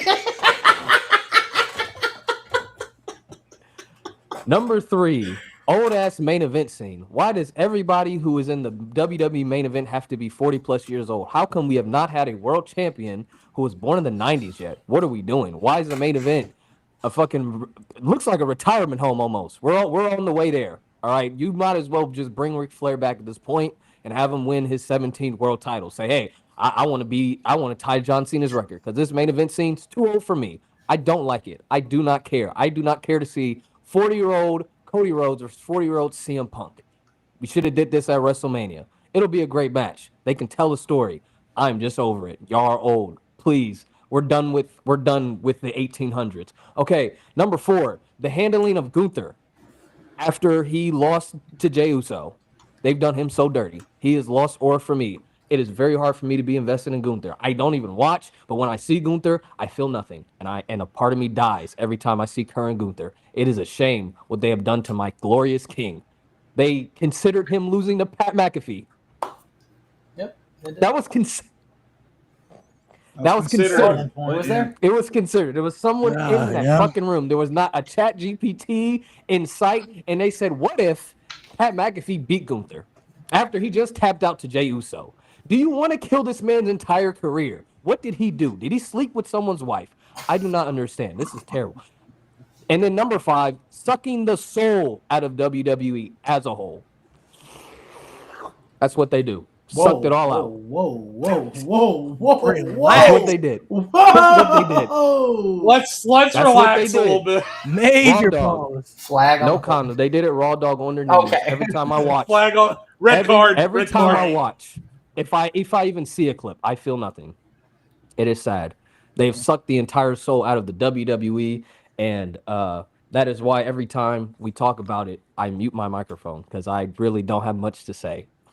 Respect. Besides that, unless it's negative like this, unless I get to shit on TKO for like 5 uninterrupted minutes, Crazy ball, I love doing that shit. Crazy. So yeah, that's my list. All right, I'm gonna go on mute.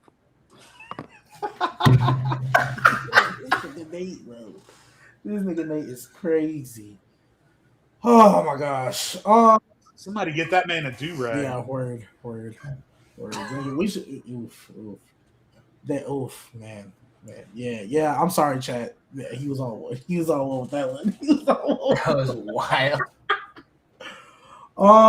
Okay. I'm just gonna try to give moments without explanation. 5 worst decisions in the TKO era. 1, New Day heel turn. Okay. Actually, the New Day heel turn follow up. Yeah, New Day handling overall. I mean, That's a good one. That had so much potential. I was so hyped. I made a video so hyped. That's a good one. I forgot about that one. Actually. Number 2. I'm really not gonna explain this one. Brock Lesnar, Brock Lesnar. Versus Yeah, almost put him on my John list. Cena. I gotta change mine. Brock Lesnar versus John Cena happened at a PLE during his retirement tour in 2026. Number 3.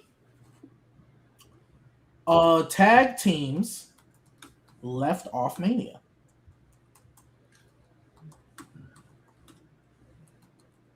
For an episode of SmackDown.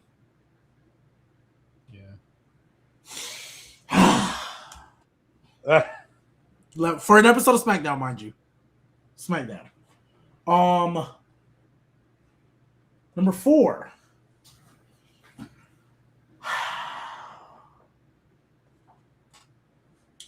WrestleMania 41, night 1. That was the most I've ever wanted to fall asleep during a live WWE event. Nothing other than the main event. Literally, other than the main event.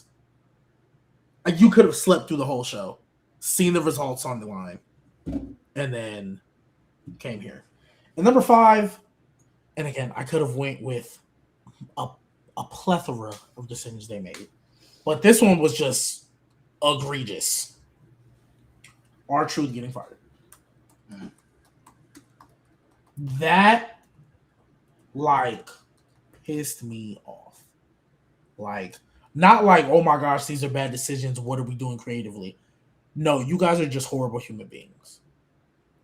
I do want to give an honorable mention, and if he still would have been champion, he would have been on here, but he lost already. Sammy Hogan. That was an honorable mention. He shouldn't have beat Carmelo Hayes. They sacrificed Carmelo for Sami Zayn. And then he won the WWE Championship, but he lost already, so we're good. But yeah. All right. So I tried really hard to not pick ones that everybody did, but at the end of the day, there's a lot of just putrid things that TKO has done, and a lot of them kind of rise to the top. So I specifically said the women's world title booking. The world title with the women's division is specifically struggling the most at just having matches. And they take superstars like Io Sky, and Io Sky is wrestling constantly. Put the world title on her, she doesn't wrestle, right? Liv Morgan doesn't wrestle. Jade Cargill didn't wrestle. There's so much of this thought process with world titles that they should just never wrestle on regular television. And with the women's division, a lot of it is just they don't have plans and they just don't have them wrestle. So I'll leave that at that. I no matter how hard I try, I can't take this off my list. There's a lot of reasons to not like Brock Lesnar, but if I'm just talking specifically about the wrestler, Brock Lesnar versus John Cena is the moment, because you could say you like Brock and Oba, you could say you didn't mind pieces of his career. Brock Lesnar versus John Cena reminded me exactly, just in the wrestling sense, why I hate Brock Lesnar. And I'm irritated that they were never able to follow it up. And I'm honestly at the same time glad they didn't, because it would have been a waste of a date, as this one was. Number 3, the Gunther career killer. It was a dumb decision at the time. Him retiring Cena was fine. I didn't mind that. You can feel how you feel about the tapping out, whatever. The career killer gimmick was stupid. He should have not went on and retired a bunch of people, because you knew WWE wasn't going to be able to follow it up, right? I don't even mind him going after AJ theoretically, but you knew that then they were going to move to Ray and eventually Brock, and then they backed out, so it just dug him a hole that he couldn't get out of, and now here we are, and Gunther lost in like 10 minutes to Cody Rhodes. Letting go of all the veterans and just destroying the tag team division. So specifically the veterans in the tag team division.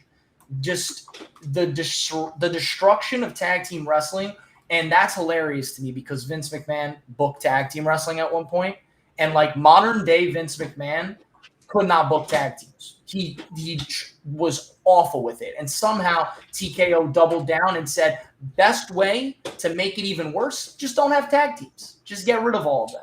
Put it on 2 50-year-old dudes and just have them be the tag team champions and go and feud with the AAA tag team champions. Wepa time. Wepa time, baby. And then the number 5, honestly, the biggest one for me, who I'm a big Cody fan, but the over-reliance on Cody Rhodes is extremely difficult for me. So since Cody won at Mania the first time when he beat Roman, Cody Rhodes has held some form of a world title over 75% of the days. And that's not one long title reign. That's not like, oh, he won the title against, like Roman. Roman had one really long title reign. Cody Rhodes has held that title 3 separate times for over 75% of the days since he won it the first time. That's over-reliance. Everyone he lost to, he ends up beating, except for Sami in the situation, but time will tell what happens at SummerSlam. They are so overly reliant on this guy that I am really worried, because of their inability to turn him heel. I really am worried that he is going to get to the point that he actually might get booed, because look at how they just handled the whole CM Punk situation. They could have had Cody go out there to face Sami Zayn, but they opted to have Cody lose, and I don't think it's because they wanted to do Punk winning the title there originally. Personally, I believe they did what they did because they were scared at the reaction Cody would get if he won the title.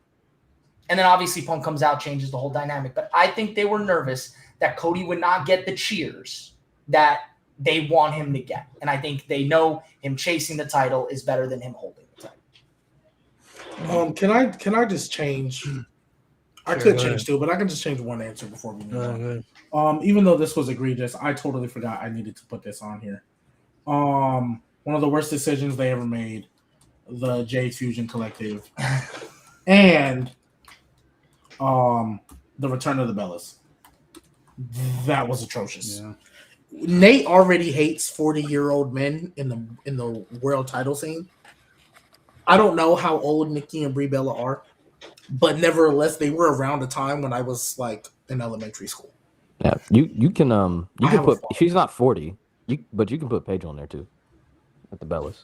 She's not 40, but you can put her on there too. I have not. I promise y'all, I have not watched a single match they've ever had, and I doubt any of them have been good. Yeah, that is like when I see them on a PLE, I pause it, I walk away and go play 2K or something, and then I come back and fast forward past it. Why don't you just let it play while you play 2K? I don't want to hear that. And muting it isn't enough because I might turn my head and I see them and it'll piss me off. So I pause and then I just go fast forward. I need to change one of mine because as Truth was talking, I remembered that the current tag team champions are Damian Priest and R-Truth and Braun Breaker and Austin Theory. Take off Pat McAfee and Jelly Roll because at least they rectified that in the end and changed that to tag team booking.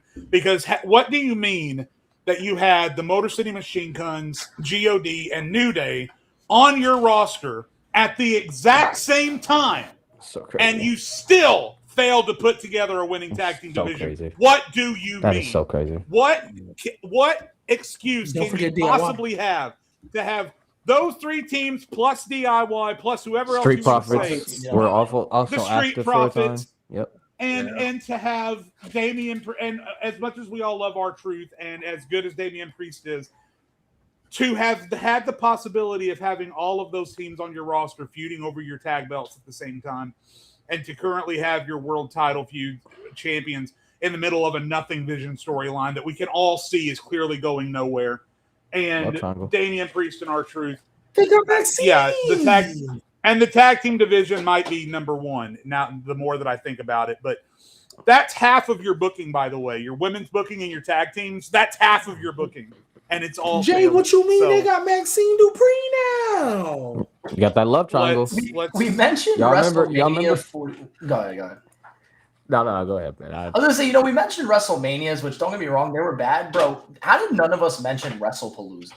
That was the worst. I did. That was, I Because tried to other, block that from my other than memory. John Cena, Brock That shit was Lesnar, bad. I don't remember anything else that was on. it was bad. Like it was the Cody Drew match. I'm pretty sure there was the Punk and AJ match. Like, I mean, it wasn't great, but you were happy for both Punk and AJ. Wait, Oh my God. is that the one Finn Balor caused the DQ on?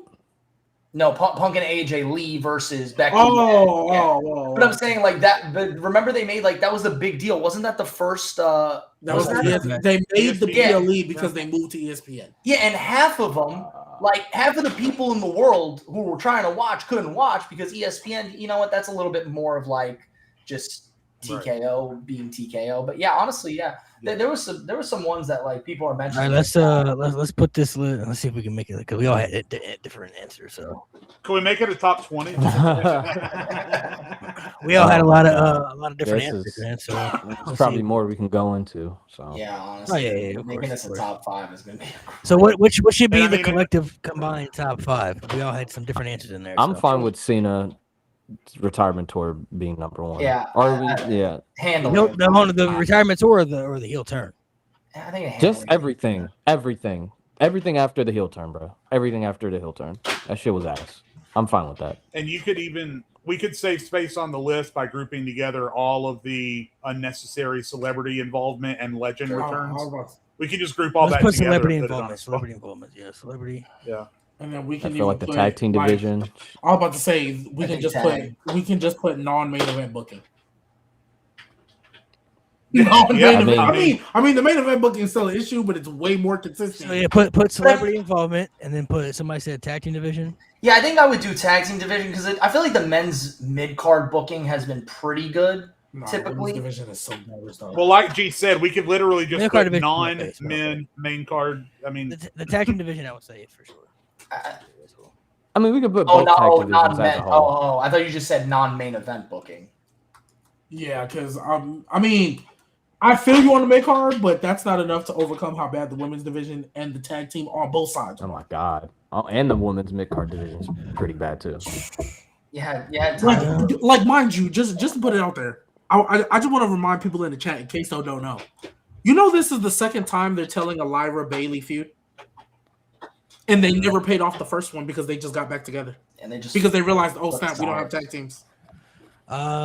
New Day heel turn. I feel like New Day follow. Oh yes. I forgot about that. I feel like then I mean my personal thought for 5 is you could do the overall hands on old people. I don't know, man. LA Knight got to be up there, bro. You got to be up there. I don't know how you could be over that consistently and be in three options of a Money in the Bank. And you don't get nothing out of it. They gave Jey Uso the world title. You can't find the Sami Zayn's got a world title. It's so crazy, brother. They think that Jay. been one of the They're most- like he's been one of the Jay's more. They say Jay's more consistent in ring. They think Jay's more Is that consistent. real? They think I he's didn't more know if that was reliable. real. I don't know if that's real or not, but If it is, I'm gonna would make not I'm gonna surprise make an me. argument for It LA would Knight not because surprise me. number one, he's easily been one of the top 5 most over guys in the company. He's a top merch seller. The crowd reacts to him, and they've had multiple opportunities to at least give him something. I'm fine with LA Knight. They gave Jey Uso the world title. They gave Sami Zayn the world title. Drew McIntyre had the title for a month. They could easily slid him in there somewhere. Everything they view as what you need to, like everything that TKO believes in is coming in the top superstar, merch sales, having a catchphrase, fun entrance that people pop to, like those things. LA Knight has all of them, and the fact that he hasn't won is kind of baffling. I'm good with LA Knight. Yeah, that's fine. I mean, there's a couple. But that sort of also blends into my point with the bloodline and Truth's point with just over reliance on Cody Rhodes is that they refuse to put any faith on anybody that's not named Roman, Cody, Punk. Yeah. So you could do over reliance on 40-year-olds. I mean, you could just group all of this together. He's in his 40s. But I guess over reliance on familiar faith. Trying I to be the problem is you could put LA Knight if you want to, but when I look at that, I'm thinking about the total picture I would say as a just whole of not taking chances. Yeah, not taking enough chances. Yeah, that's it. Put that in the fifth spot. Put that in the fifth spot. G. Not taking enough. I think that this is the best way to kind of just like overall encapsulate everything we said without like leaving out certain points. the main one obviously. And I guess my thing is like as far as like taking chances, like if it doesn't work, you can always fix it. Right. Jey Uso, at the time when he won the Rumble, it was like, oh my gosh, the story made sense. You handled it poorly when you got there, dude. You handled it so poorly when you got there. It didn't work. You took it back off of him. Cool. It's so stupid. Oh my god, bro! If he just didn't tap out Gunther, the opinion on everything involving Jey Uso would be so much different. Yeah, and that's why they don't take a chance on LA Knight, because they saw the backlash Jey Uso got from the fans online who apparently don't matter, but we know that's why they decided not to take a chance on LA Knight, because they're like, all right, we took a chance on Jey Uso, but they didn't like it. But the reason we didn't like it because you didn't handle it right, you didn't book it right. How the fuck is Jey Uso going to tap out? You know what? I don't want to go down this path again. It's a very dark path. This is not the version of Nate you want to see. You don't. All right, we could do one more. So I'll throw out the different ones that I had and just see which one you guys want to do. So I have top 5. We could do top 5 AEW fumbles, like superstar fumbles, like people that we thought had potential that could have been used. We have top 5 AEW matches. Ooh. We have top 5 superstars since 2020, WWE and AEW combined. Top 5 stories, WWE and AEW combined since 2020, or top 5 WrestleManias ever. I'm just gonna throw in my hat. Go ahead, Nate. No, go ahead. I was just gonna throw in my hat for the ones that mix AEW and WWE, just because I don't have a crazy amount of knowledge. Like I do like the 5 matches AEW. Like I do, because what did you say the 2 AEW mix ones were? One of them was top matches. 5 stories, top 5 superstars. What was top matches? AEW top 5 AEW matches. Oh, okay. I think I like the stories. I think I can do either stories or superstars. I like those. I don't mind doing superstars. The AEW, WWE. This is combined though, so this is like a top 5 superstar list since 2020. I don't mind that. The best used superstar since 2020, WWE and AEW. So this is just. I don't mind that. I can do that. So you said it's best used. There's the best superstars who have been the top 5 best superstars. Like okay, the best superstars with the best matches, stories. So that Nate doesn't get. I'm probably gonna rely on WWE just because that's what I know. But I am willing to. I can't wait to hear all the AEW because I'm sure it's very fun. I low-key already have like. I have 3 since 2020. Since 2020, all right. When did Cole and them debut? That was 21, right? When Cole and Danielson both debuted in AEW, that was 21, right? Yep. Yeah. And I'm sorry. So this is best wrestlers. Okay. Yeah. I don't want Nate to yell at me again. So. All right, I'm gonna do. I got my 2. I got 2 off the top of my head for sure. Yeah. Like top 2 should be unanimous. Yeah. for most of us. Because I'm trying to think of some of the women too, because there have been some women that have been, Great. you know.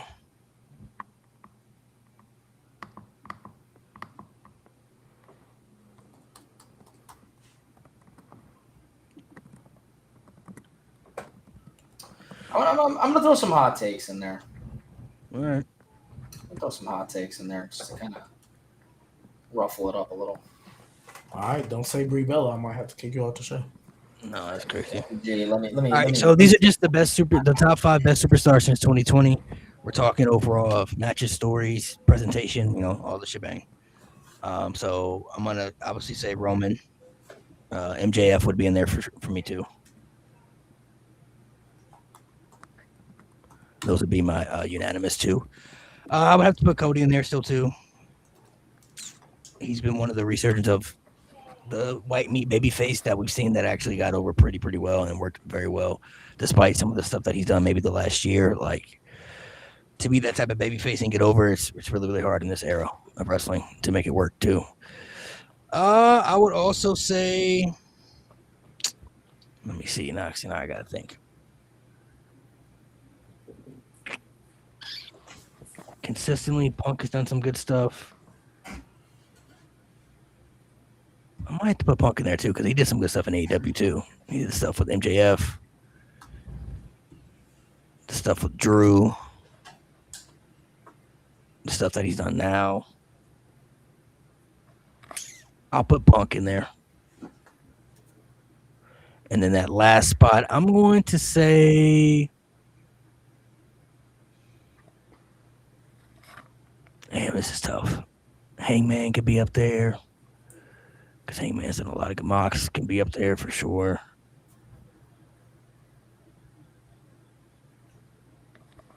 Because Mox been part of some of the best stuff they've had in AEW too.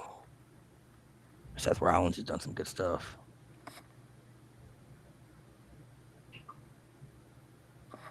Bianca, I want to put one of the women, but I feel like Bianca had that good run, but then she kind of tainted a little bit.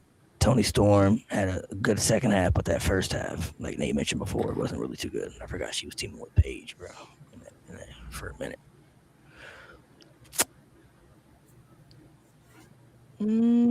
My last spot, I'm going to show love to...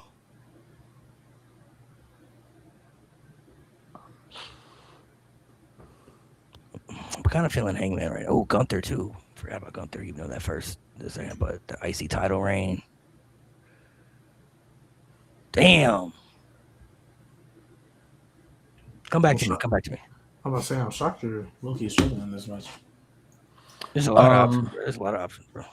I feel like the 3 synonymous should be Roman, MJF, Cody. I think that goes without saying. Those 3 guys have really, and their respective companies have pretty well. Cody not so much NAW, but WWE have pretty much run their companies. I'm gonna give it to Hangman, number 4. I think he's been out of all the baby faces in 2020, even for Cody, because of his ability to do it twice and still be as over. I think he's been the best babyface we've had in 2020 as far as AEW, WWE goes. He always gets the crowd invested in him. I'm going to give Toni number 5. And I thought about Rhea, like, because of her 2022 was pretty solid. Like, her rise in popularity was really good. Yeah. And, like, her being popular is great. But I think Toni is she's very popular. Not as popular as Rhea, obviously. But I think her character is 1,000 times better. And in ring, she gets more opportunities to show she's good. Rhea doesn't get as many chances to show that she is really good in the ring. So I'm not going to say Toni is leagues ahead of Rhea, because Rhea doesn't really get to show off her wrestling ability. But we've seen more great Toni Storm matches than we've seen Rhea Ripley matches since 2020. So I'm going to give Toni that number 5 spot. And you saying just Rhea Ripley matches in general? Because they never let her wrestle. No, I'm saying, like, you said we've seen more elite Toni Storm matches. Well, yeah. Than Rhea Ripley matches. We've probably seen more Blake Christian matches than Rhea Ripley matches in the past 5 years, if we're being honest, on TV, because they never let her wrestle on TV. I'll put that last spot for me. I'm thinking Hangman would be a good fit. He's had some of the best stories we've seen in the babyface stuff. Hangman versus Mox, I still think that's a top 3 AEW match they ever had. Okay, so for me, I mean, obviously, Roman, MJF, and Cody. I really don't want to put Cody only just because I want it to be different and make another spot. But I'm just going to put Roman, MJF, and Cody. And then my last two, I'm going to give it to Toni Storm.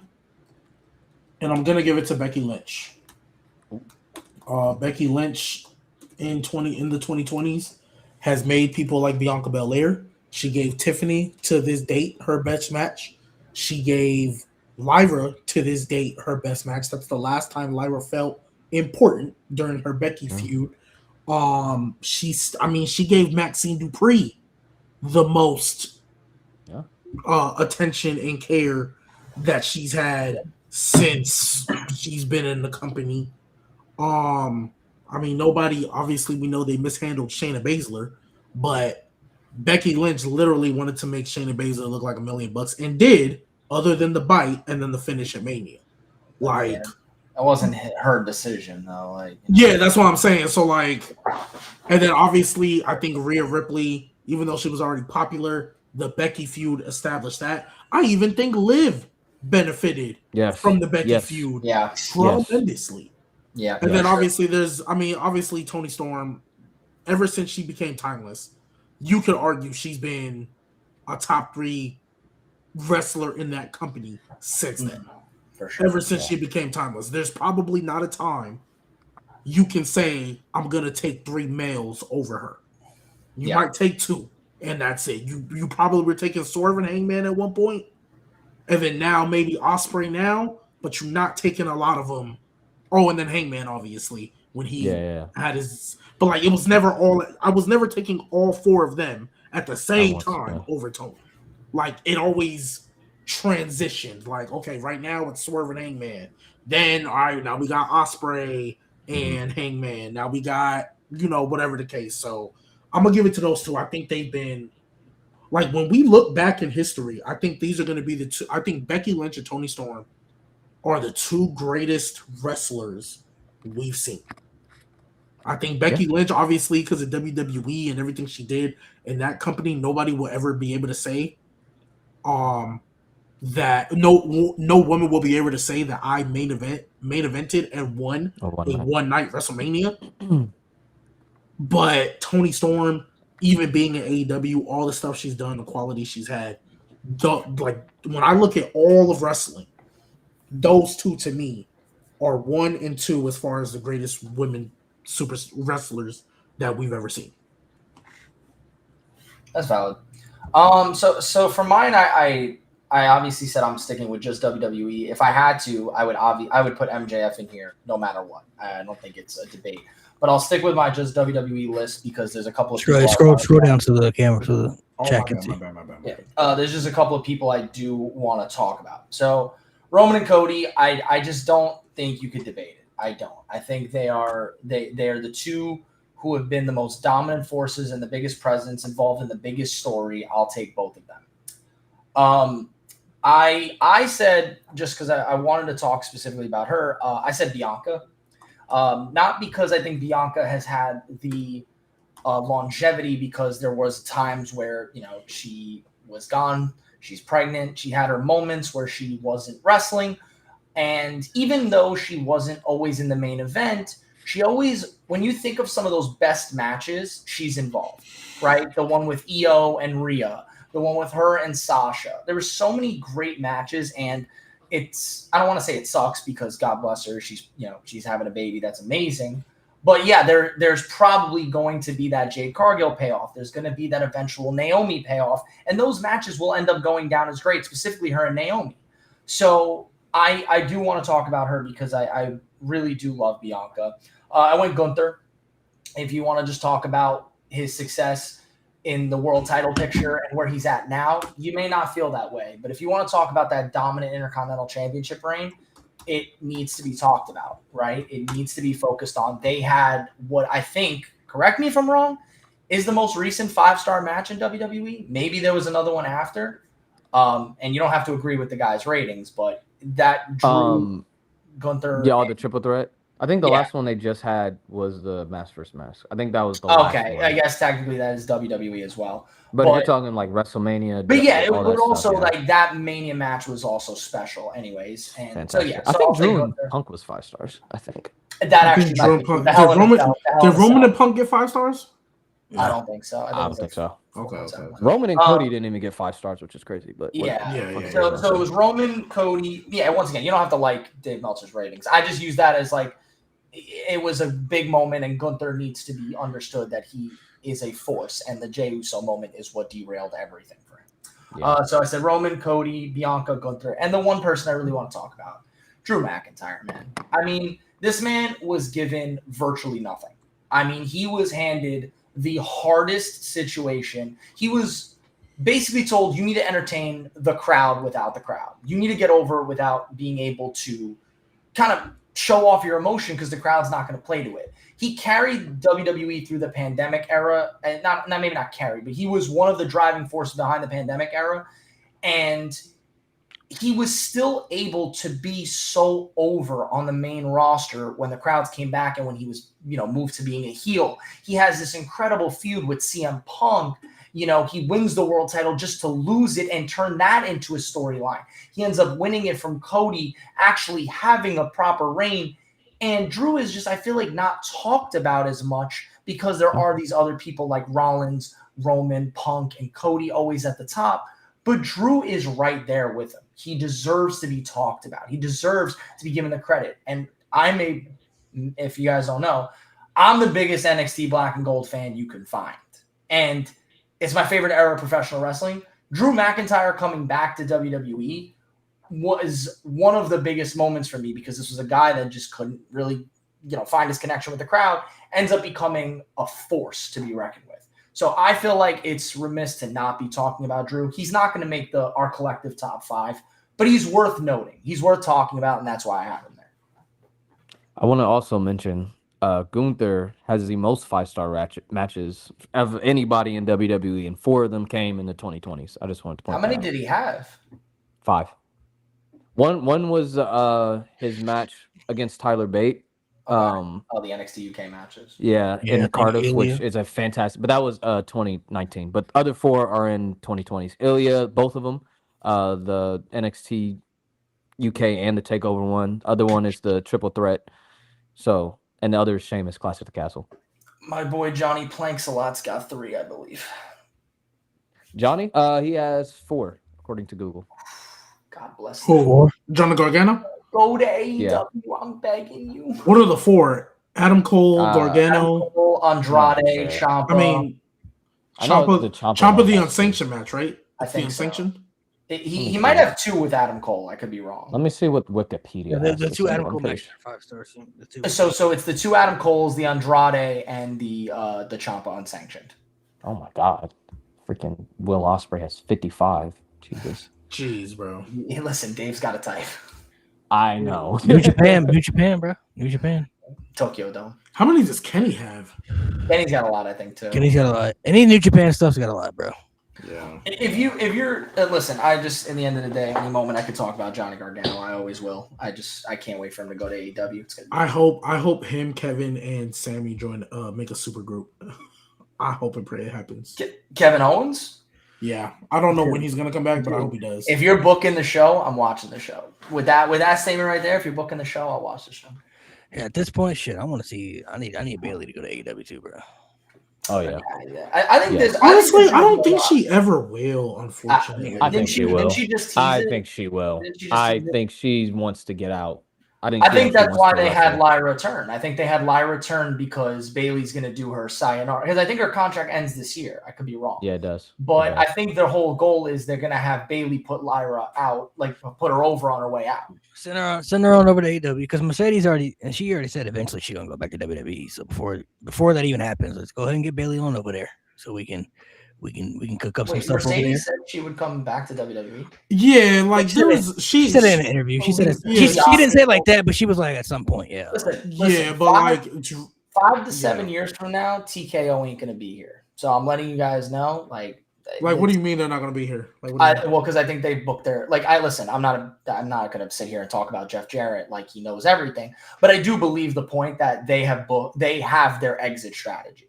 They're going to do it, and I think they're going to leave the company once they make enough money that they're looking for, and they once Roman's gone, Seth's gone, all those guys are gone. Sure. They're not going to want to be a part of this anymore because they're not going to be making the revenue they once did. WWE is going to go through that rebuild period where they're going to be, really pushing the NXT guys and kind of getting the new roster flowing. And TKO is not going to want to be a part of that. I think they're going to get out.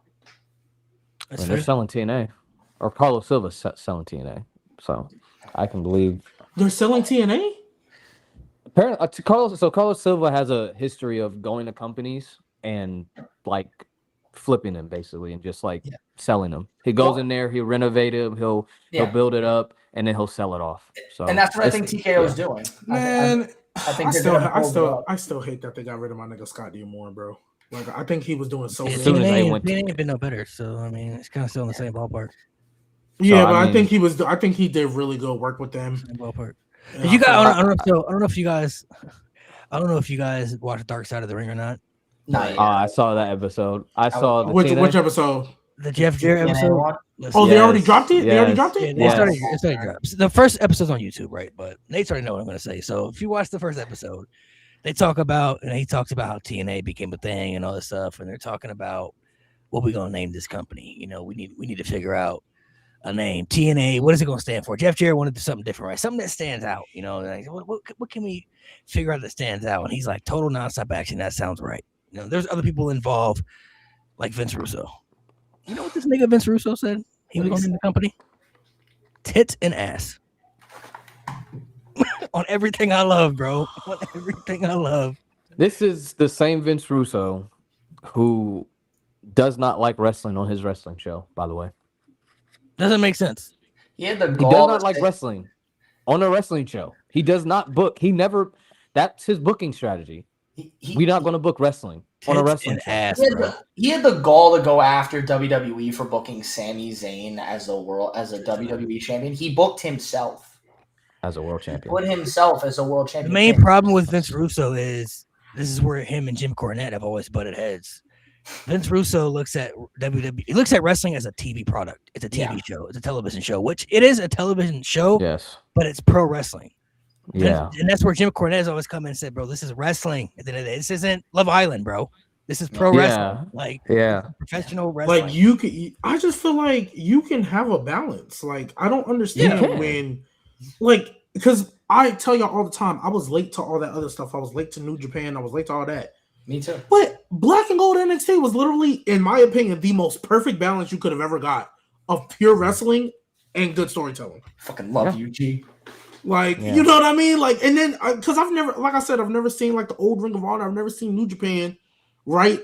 I'm pretty sure they had cinema in their stories too, right? Like, I'm pretty sure they had. Oh, what was the story when they killed off Adam Cole? I'm pretty sure those are people who was watching it live. They was lit. They was lit for that. Being the elite. he literally said he wanted to name it Tits and Ass, so I couldn't believe it. Dude, yeah, That's so we're gonna crazy. go back to that. That's What is wild. And you're going to have niggas on your show. And you're going to name it Tits and Ass. The Tits and Ass world title, bro. That's what the teenage With a man's going to hold the Tits and Ass world championship. Hold on. Your- I your can't new imagine what that design world was going to champion. Now I won't pretend like Vince Russo has like done all bad things because he did do some okay stuff in the Attitude Era. He was responsible fine. for the Survivor Series '98 tournament, which led to The Rock becoming a big star and everything. But he's also responsible for the Brawl for All. He's also responsible for like the finger poke of doom, like the Hulk Hogan, all that shit. But they're like Oh, my God. some of the worst shit you could ever even imagine, bro. Like Yeah. it was bad. But when he It's literally crazy said because that, they brought him from WWE thinking, oh, yeah, you was there for this, that, and the third. We're going to cook. Yeah, it's gonna be over. You guys just gotta bro, wait when he for it. literally said that, I couldn't believe what I heard. I said, You know what Jim So- Cornette said? What? about He Vince said- Russo. He said, if I could get away with murder, I would kill Vince Russo. literally, that's what he said. Did Is you that see on? Is it on Hulu or is it on only YouTube? YouTube. The first episode is on YouTube, but the rest you gotta get Hulu. Jim said he's like, it's in the papers of my will when I'm gone. My wife has to take me to his grave so I can piss on it. Like that is a part of my will, and if she doesn't do it, she doesn't get like my inheritance. Like, bro, That shit is insane, bro. there is hatred, and then there is that. Like That's what we should all aspire to be. We should all dude, aspire like to I'm be telling you, Irish. I'm not hating hard enough. I'm not hating hard enough. Clearly, I want Oh to fly my across the God. country just to call somebody a match. That's the type of hate we need to be on. yeah. I support that level of hate. Yeah, No, That's it's bad. crazy, man. They also go into like the Dixie Carter stuff, like that's the stuff I want to hear more about. Yeah, I want to say Yeah. because I wasn't there for the TNA, so like I obviously know Well, about it. she ruined the company. Bro. Apparently- She ruined the company. Yeah, bro. Yeah. she ruined the company, and oh my god, bro, Awesome Kong, God bless her heart, bro. She was Yeah, not God making bless. shit. Bro, oh my gosh, bro. But A see, lot- that's a the lot- thing this- like, this I is- want to this is- understand more about. It seemed like she had like I don't know if it was like she had a good heart and she like wanted to do it, but she just had no idea how. This is okay. That's So this is what the I want. issue with TNA. A lot of people always felt for years that Jeff Jarrett was responsible for The fall. the demise of TNA because he's the creation of it. But Jeff Jarrett never had the finances to finance TNA the way it needed to be. So Dixie Carter's parents, they got money. Her parents are the ones that help invest into it. But in agreement with that, if they were going to invest into TNA, the agreement was that Dixie Carter had to be the president of TNA. So of course, when she becomes the president, it starts off cool. But then the power struggle becomes now she wants to get involved in more things, and she doesn't know anything about wrestling. So she's getting involved in more creative and stuff, and then pretty much forced Jeff Jarrett out, but then kind of really brought him back at the same time to get Hulk Hogan and Eric Bischoff, and then forced him out again. So once they got Hogan and Bischoff, he was pretty much out of the equation again, bro. It was nasty work, bro. Like it's Sounds no like wait, like And I don't know. I would. and mind you too, this is I also feel like I don't know why he. Well, I don't know why he fell for that low key. I feel like that low key might have. I don't know. he didn't have a choice, but he didn't own the company. Like he Yeah. has to do what she says. But they pushed him out and then brought him back. Is what you're saying? Like they fired him and then brought him back so they can get Hogan and They Bischoff. pushed him out, but then like they brought I don't know how to explain it. It was like he was brought back for something that he thought was going to be different. so if you, what happened? There was a big power struggle, and the straw that broke the camel's back, which is so fucking stupid. If oh my god, the affair, which really wasn't an affair between Karen Jarrett, at the time Karen Angle, she wasn't really with. It's a whole thing. Basically, when Karen and Jarrett started to see each other, it was kind of a known thing around the locker room. Dixie was the last to know, and for some reason that pissed her off. She went on a whole thing about Jeff Jarrett. She said it was like unprofessional or something, and like it affected everyone, but the only person it really affected was her. Everyone else was cool with it. If you like, I'll let y'all watch it and understand like the whole backstory. Yes. Yeah, that's probably how what I'm gonna do. that's how Jarrett got out, and then Hogan. She wanted Hogan. She needed Jarrett there for Hogan. So And to give another example, and- they didn't talk about this in the documentary, but I remember vividly Kurt Angle talking about this at the time. One of the biggest issues they had was their bad investments into paying people. Also, Colin talks about it a little bit, but they literally brought in Hulk Hogan and Eric Bischoff, right? So you know they're going to have to be making a good profit. But also Yep, at the time, yep. Kurt Angle talked about at the time, you got to think this was late 2000s, early 2010s. Brock wanted to go to TNA at that time. And all he said was he just wanted the same contract Kurt Angle had. So whatever Kurt Angle was making, just give me the same contract, right? And you got to think, TNA doesn't have a heavy schedule like WWE, so you don't have to do his travel and all that stuff and all those tapings. So they could have probably had Brock like at a full-time gig, but they said no to him. And then they brought in Hulk Hogan and Eric Bischoff. So they could have had Brock with we're talking about Samoa Joe, we're talking about Kurt Angle, AJ Styles, like all these people.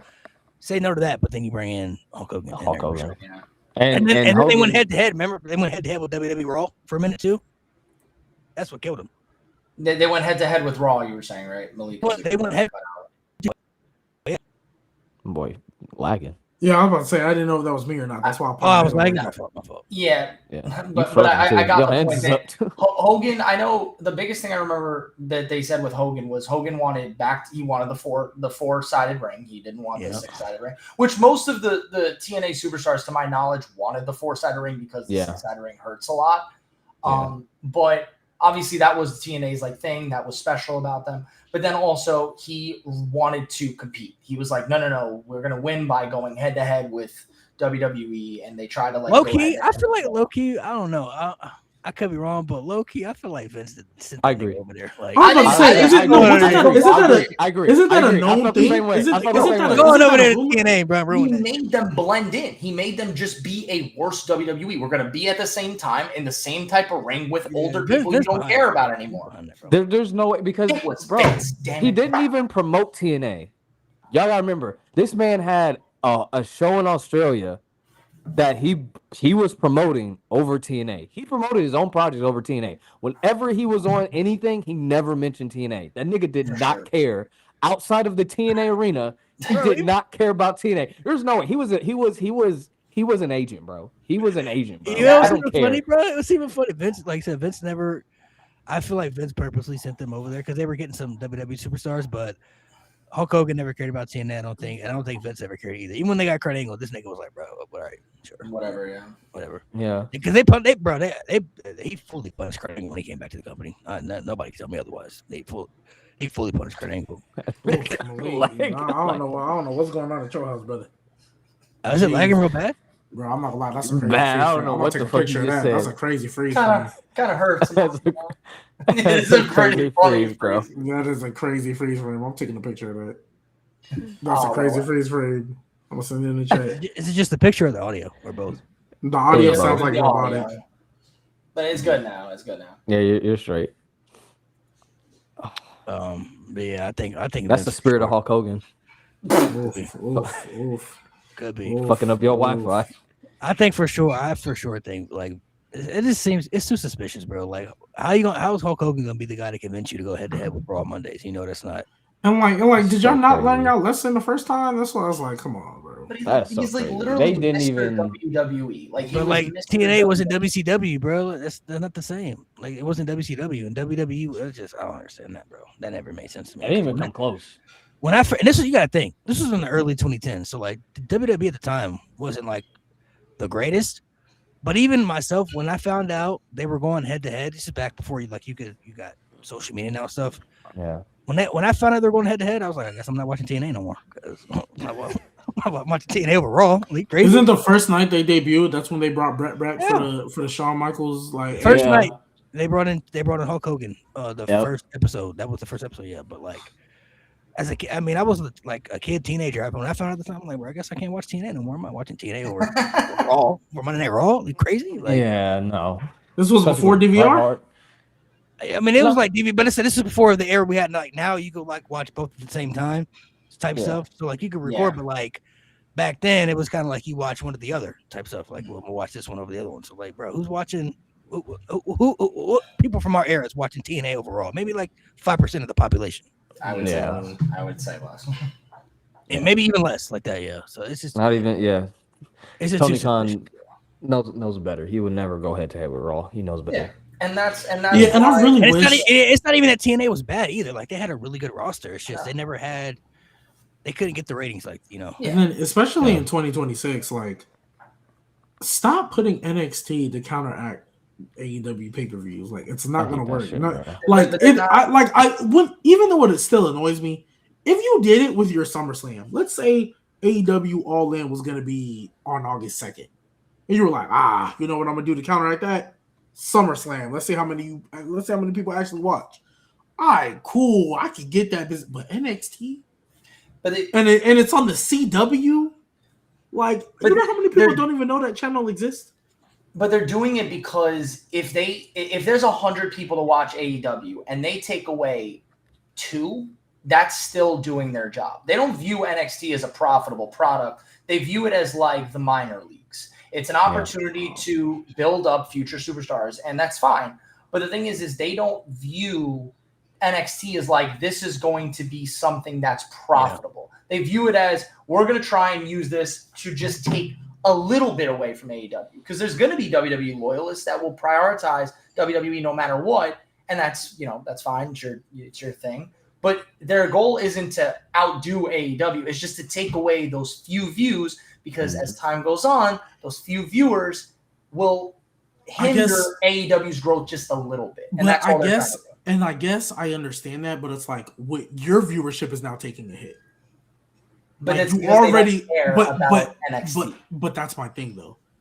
NXT already isn't getting viewership as it is and now you're losing viewership trying to counteract a program that, let's be real, even after your show goes off, their show will still be on. NXT has become the new version of the modern SmackDown. Because if you remember from the longest time, SmackDown, they never treated SmackDown the same as Raw. We were so close. We were doing Not so for good. him, bro. It's bad. Yeah. We were so close. I feel like you had a great point, Malik. Yeah, I think you you're did. fried, brother. You're fried, brother. My shit froze again, bro. Yeah, you sound like a robot. It's Corbin GPT trying to. Corbin gonna be on main event in a month. Corbin, dude. Oh, How did they not Nate send don't him know to the N- reference. How did they I forgot not you send him to watched it. NXT, bro? How did they not send him to NXT? Oh, I'm surprised he came back. take it over. Yeah, I'm surprised he came back to be It honest. pays better than the Indies is the only logic I can. But like, I figured he would be Till at he least gets in that pay cut. TNA. But like his pay cut is probably still higher than he's been on the Indies. I think Probably. he's just trying to collect the payday for the next year and then retire. Yeah. Because Matt Cardona came back and Matt Yeah, Cardona's back but- because he's spending time with his wife. I was about to say he just want to be with his wife. You just don't That's want all to. it is. did He's y'all, one did y'all of hear these- what Royce Key said? No, what that he, He likes. said his time in WWE, he said things are better than he expected. I'm like, nigga, what you I expect? was about to say, oh yeah, I did hear him say that. I'm like, hold on. What you expect? Now I bro? need to know what you expected when you got here. He was definitely not expecting good. I'll tell you that much. I think he expected to go to NXT. I think Probably. he Yep. probably expected to go to NXT, but the fact that he became a main roster guy, Yeah, like, roster, yeah. All he was bro, doing like, was vignettes I- for. I'm man, fine he's- with him being like where he's at right now. Did he But drop like, I don't really think there's a bigger, picture coming. No, he's man. Somebody said somebody said his internet turned. Nate, you got to give me some AEW matches I need to watch, man. You got to get me into the loop again. I'm Oh, Look, man. this is what you do. This is what you do. Tell me This what is the way I found it's best for me to Tell watch me. AEW. Don't watch it live. But I stream it. That's the problem. Oh, here's the thing. You, especially as one who doesn't watch it Which one, consistently. whose baby is that? I know y'all both got babies. Which one? Mine's which sleeping. Mine. I was like, it's definitely mine. I was like, it's definitely mine. I know you both got babies. I was like, yeah, it's definitely mine. I got to be honest though, boys. I do have to hop off, but I want to hear your point, Jay. No, yeah, I was just gonna say the way that AEW's work best for me. Oof, the way AEW's work best for me. I just gotta watch it after and fast forward because that show is long. Unfortunately, Yeah, I feel. there's gonna be good wrestling, but I don't care about it. I don't want to see the conglomerate on my TV screen. Oh, but I hate that group. that's So my NXT yes, I fast forward past all that. I That's hate my the NXT conglomerate. Conglomeration. That's my NXT Black and Gold boys. And then it's like, why is Willow with them, bro? Can we get Willow away from them, please? I don't know. Yeah. Please. I'll give you 5 matches to watch off the top of my head. There's so many, but the one that comes to mind is Revolution 2020. It's Hangman and Kenny versus the Young Bucks. That is a fantastic match. If you want to continue with the Young Bucks, I'll go Swerve and Ospreay from All In last year versus versus the Young Bucks. That shit was fire. Okay. Oh man, let me see. I'm trying to dig deep in my bag. I can Tony go Storm old. versus Tony Storm versus Mariah May. That you one can I've do seen. That That one. one I've seen. That one. Okay, Hey, you I know can- what? Okay, good. Have you seen Kenny and Brian Danielson? I don't care how old it is. That is No. still it. Kenny Ooh, Brian Grand Slam. Danielson. Go watch that. Grand Slam. Go wa- Fantastic Grand match. Here's what I can just because I really have Fantastic. to hop off. Here's what I need you guys to do. Just DM it to me. Just DM I it to got me, you. I got you. I got and you. I will do that. Super thing. easy. But listen, I I, got you, love dog. y'all. This was awesome. Peace out, boys. Appreciate it. I guess we gotta end this shit. Well, I don't have anything to end it with. Malik said I guess he would. Hey, chat, before we get out of here. Hey, oh snap, is it just me now? Oof. Hey. Nope. Hold on. Oh. There we go. All right, cool. Hey, chat. First off, appreciate y'all. Y'all been tapping with us every week for over a year now. I think it might be what episode we on? It might have been 2 already. Might be You 2 know, years in episode this one. 129. Yeah, we 2.5 years in this. So appreciate y'all, man. Like the stream, subscribe to No Name Wrestling on YouTube. Follow us on TikTok. Follow us on IG. Send it to your friend. Tell them to subscribe. We appreciate y'all. And now I need you to enjoy this awkward silence while we figure out how we need to end this stream. So Also, next week, 3:00 Eastern Standard Oh Time. yes. New time. 3 Eastern. That's when we're going live. So if you late, that's your fault, not mine. But it might be. We still Bo's, gonna but, be you late. know, We still gonna be late because of Mo. Regardless, man. You know what I mean? Shit. All right. Well, we gonna try to end this shit. yeah. So y'all So- can pop out. We just gonna be sitting here trying to figure out how we gonna end this. I'll name you my favorite Gunther matches while we end this shit. Gunther versus Tyler Blake. Walter versus Tyler Blake. Clash at the Clash in Cardiff? No, Cardiff. NXT Takeover Cardiff. Walter versus Pete Dunne. NXT Chicago? No, I don't think it's Chicago. Is that- Whatever one. No, I think Pete Dunne versus There he is. and then Shit. you got Walter versus whatever one that was. That's a really good one. Walter versus what other Walter match can I put out there? Oh yeah, obviously Ilya Dragunov, the first one. First one is really good. Gunther. I'm gonna just keep going till y'all end this shit, man. We already ended the shit. What is Well, it? we'll end this now. So you can end it now. You can end it now.